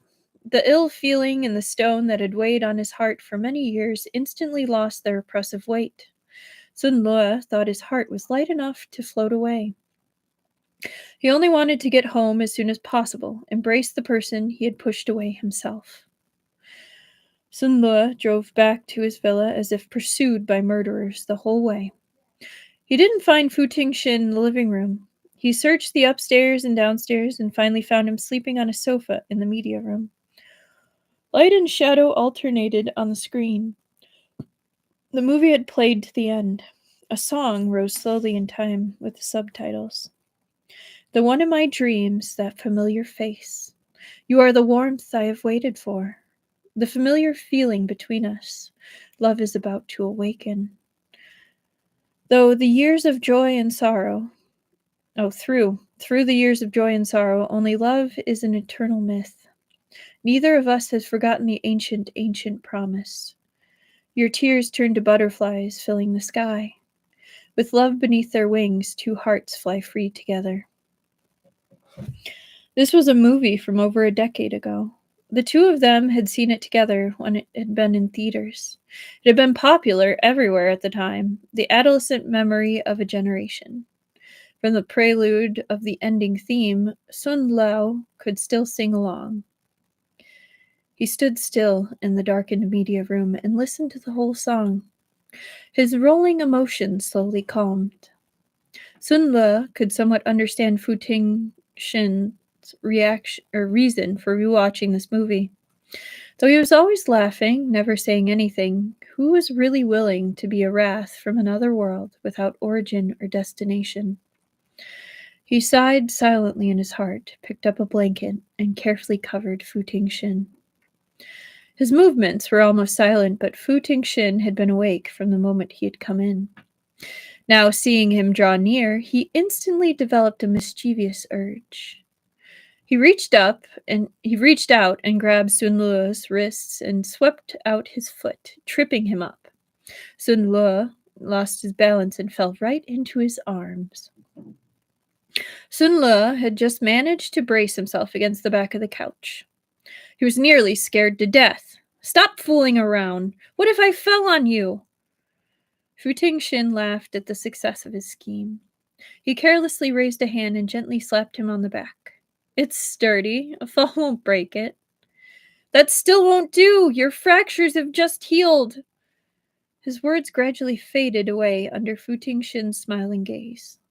The warmth in his palms seeped through the thin shirt to scorch his skin.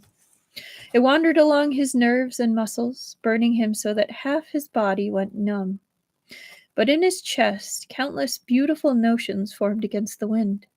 His thoughts and feelings ran wild everywhere, as if he had opened a zoo. Raising his head, Fu Tingshin could see his low-hanging, long eyelashes, the glasses on his straight nose, his beautifully shaped eyes screened by the lenses. Moved by some feeling, he reached out to take off the glasses. The two of them could smell each other's breath. Ew. The tips of their noses nearly touched. The position was a little excessively intimate. Dry, rough fingers lightly brushed against the corner of his eye. His eyelashes, like startled butterflies, flapped their wings in a flurry at his fingertips. Fu Tingshin's throat moved. Irresistibly, he pulled him down and pecked at his tightly pursed, thin lips. This touch was very soft, the force like that of the brush of a feather, but Sun Le seemed to have been burned by a hot iron. He immediately jumped off him and staggered several steps back, nearly falling onto the carpet. The tenderness in Fu Tingshin's eyes froze. He was briefly stunned, then at last slowly blinked. As calmly as he could, he asked, "Do you hate me?" Sun Le was completely stupefied. Hearing Fu Tingshin's question, he shook his head automatically without thinking about it. Fu Tingshin continued, "Then what?" Before he could finish, Sun Le, in a shaking voice, hoarsely asked, "Don't you hate me?" "Huh?" Fu Tingshin asked, bewildered. "Why would I hate you?" The lovely eyes that had lost the screen of glasses suddenly reddened. He seemed to be once again cutting out his heart and basely offering it up in both hands, presenting it to be stepped on. Struggling, he said, "I'm gay." Obviously, Fu Tingshin had really had enough of his mental circuit. "So am I. Or else what do you think I'm doing?" Fu Tingshin got up off the couch, wanting to go over to wheedle him, but seeing Sun Le with his head hanging, the cuffs of his shirt shaking slightly, as if he were distraught from a shock, he thought he had better drop it. "Calm down. Your brain isn't working. We'll talk again when you've thought things through." Then he turned, ready to leave. Unexpectedly, Sun Le suddenly threw himself at him from behind, wrapping his arms tightly around him as if catching a thief. "You can't go!" Had he been someone else, Fu Tingshin would have thrown him over his shoulder. But when Sun Le threw himself at him, he only went rigid, then stood still where he was. "Oh, what's wrong?" Sun Le was a few centimeters taller than him. His lips were just at his ear. Without warning, a warm, shaky kiss fell behind Fu Tingshin's ear. "I don't need to think. I like you. I've liked you for many years." Fu Tingshin's heart beat wildly, but he said, Really? And you still said we were friends. I didn't dare to tell you the truth. Sun Le buried his head against the juncture of his shoulder and neck, wrapping his arms around his chest. He whispered, I thought you hated gay people. Fu Tingxin sighed, freed up an arm, and covered the back of his hand. He turned his head and asked, Was it something I did before that made you misunderstand? Sun Le didn't answer. In a very small voice, he gave a mm-hmm. From that syllable, Fu Tingxin picked out a sense of deep grievance. He felt a little helpless, and he also felt his heart become unbearably soft. By temperament, he couldn't bother explaining things, did whatever he liked, but Sun Le wasn't someone else. So he only thought about it, considered his wording, and said, I don't remember what happened before, but if it were you, I might not understand. But I definitely wouldn't hate you. It was as if a sword suspended high up had finally fallen, but it didn't stab anyone. Instead, with a quiet whistle, it slipped seamlessly into a sheath. Sun Le was letting everything go in one ear and out the other. He didn't care what Fu Tingxin said, as long as he answered. For a time, he was immersed in the sudden tenderness and contentment. In his complacency, suddenly thought, why hadn't he gone to Fu Tingxin to seek confirmation back then? Why not hear his answer with his own ears? Even if what he said was a refusal, it would still be better than 7 years of pain and torment because he thought he couldn't be wrong. 7 years of lengthy separation. Why hadn't he dared to believe that as good as this person was, he would never hurt him? Kiss me again. He pulled Fu Tingxin's face towards his own, urgently seeking tenderness and consolation in his lips. He said again, I like you. I've liked you for a long time. What a coincidence. Fu Tingxin met his lips. I've also liked you for a long time. Since our last lifetime. That's a pretty smooth line right there. Like, not gonna lie. Got one more part. Part 10. Fu Tingxin was incapable of being idle. After a few months of recovery, having succeeded in turning himself gay, he thought that his physiological and psychological health had both been restored. So he started planning to find himself something to do. Sun Le listened to a big heap of grandiose plans, then said, restrained and gentle, Why don't you come work at my company? Yeah, I'm really glad we got a story about these two, because they deserved it. I agree, Momar's Rover. Why don't you come work at my company? Fu Tingxin said, I only have a high school diploma. I can't do anything. I can only be your driver. Sun Le agreed at once. All right, no problem. You can be my secretary, if you like. I was really wrong about you, Fu Ting said, sighing. Do you want to close the office door? Sun Le threw himself at him and stopped his mouth. They finally get to be happy together. Yeah. I really like this author, and they have probably written more, and I know it's going to be a pain in the butt to find it, but I might try and find some more stuff by this person because it's really good. I'm really glad they get to be happy together as well. Chi-Chi Kiki. Sun Le threw himself at him and stopped his mouth. From that day on, Director Sun began to live a pleasant life in which his driver took him to work in the morning, his driver brought him food in the afternoon, and his driver warmed his bed at night. Sadly, after a few days of this, Fu Tingxin quit his job in disgust. Sun Le lay in his lap and asked, whining, Why? Is your boss not handsome enough, or is your salary not high enough? Where have you ever seen a boss who will only get out of the car after a kiss from his driver? Fu Tingxin ridiculed. President Sun, that's called workplace sexual harassment. Fu Tingxin's memories weren't coming back at all once, Guans. He was slowly remembering things a bit at a time, though at first it was a little confused. Fundamentally, he was no different from an ordinary person now. The second year that the two of them were together, Fu Tingxin contacted some retired comrades in arms, and they jointly opened a hot pot restaurant. Their former training base had been in the northwest. They were deeply attached to that location. After an inspection, they signed a contract with the local herdsmen to gather grassland beef and mutton directly to the capital. Later still, the hot pot restaurant's business gradually expanded. They even opened a restaurant across from the Tai conglomerate. The day the new restaurant opened happened to be Sun Luo's birthday. He hadn't remembered it himself, but in order to support Fu Tingxin, he had specifically invited some friends from senior management to eat hot pot.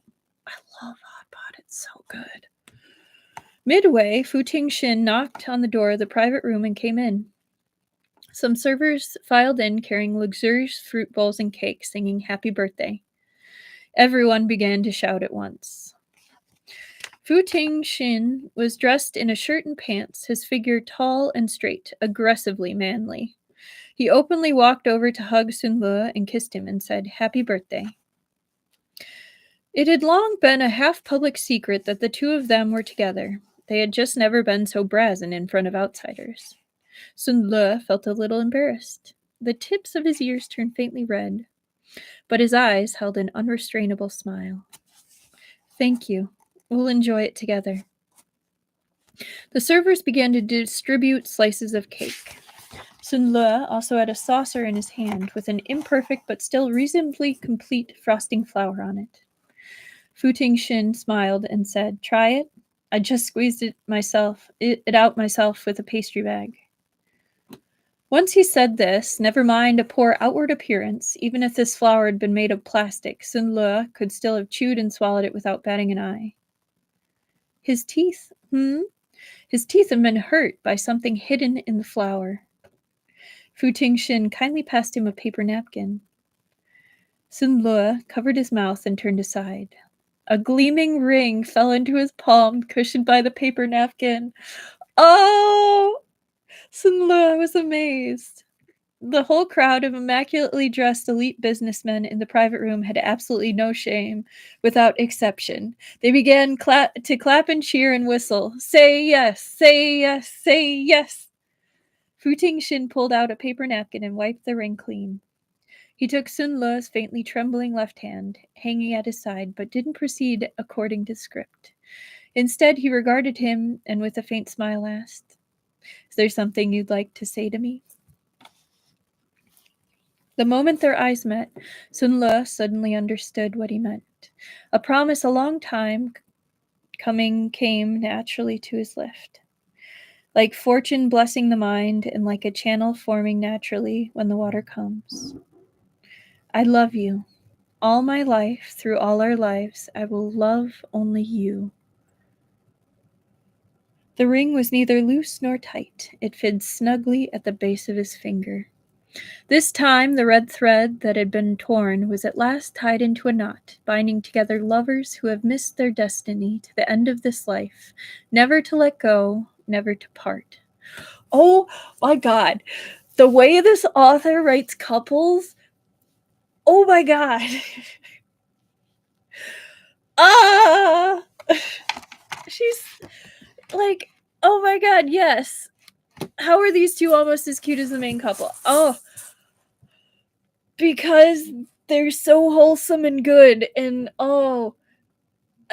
that's gotta be part of it, Mo Mars Rover, and I agree, like, so many hearts for them, Chi Chi Kiki, like, wow. Like, my throat is killing me, but those two make it worth it. Like, oh my God. They're so cute. Oh, I wonder if, Lua will ever, like, have any memories, like, come up, either, like, dreams from his other life. Like, happy dreams. But God, what a good way to end it. Wow. And with that, we end Golden Terrace. And I'm pretty satisfied with that. Like, wow. That was a good series. Kind of crazy to think we were already finishing our second series. It's only been what, like a couple months? 2 months? 3 months? Weird to think about. But I'm excited. I'm excited that we finished this.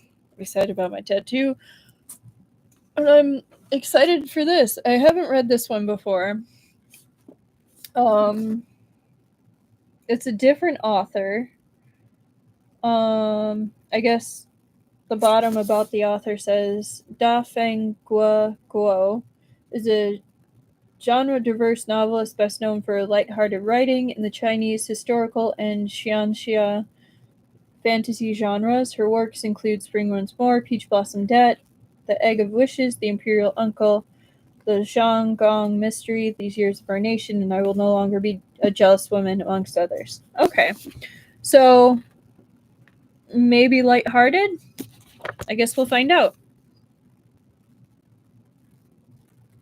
The summary for this one is Prince Huai, uncle to the young emperor, is the chief of all poisons, the evil manipulator, the greatest of malignant tumors. Or so people say. But no matter, the imperial uncle has a plan. He will sabotage the conspiracy against the throne and make his loyalty known to all. His plan will wipe his reputation clean and put an end to the rumors. Maybe then Prince Huai can start mending the other facets of his life. Perhaps he can even be worthy of the paragon of virtue he yearns for. Okay. That description gives me kind of like Scumvillain vibes, so maybe we'll see something like that. Tune in Thursday. That's when we'll start. I'll figure out how to break it up and then might go back. Oh my goodness. There are only 12 chapters in here and then 4 extras. So we might be going back to like doing 3 chapters and then just either do 1 giant extras or whatever from there. Let me see how long 3 chapters are.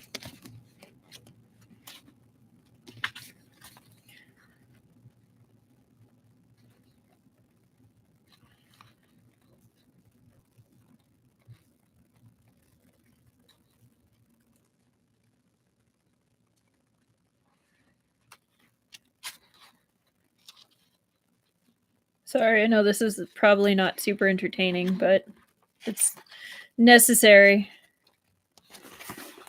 Yeah. We'll do 3 chapters. So we'll break it up into a couple sessions. See you Thursday. And have a good rest of your night and day tomorrow. And anyone who's watching this later, I hope you had a great time and enjoyed it and all the cuteness and backstory we got, because that was pretty cool. We actually filled some of those plot holes. Good night, everybody. Hope to see you next time. Goodbye.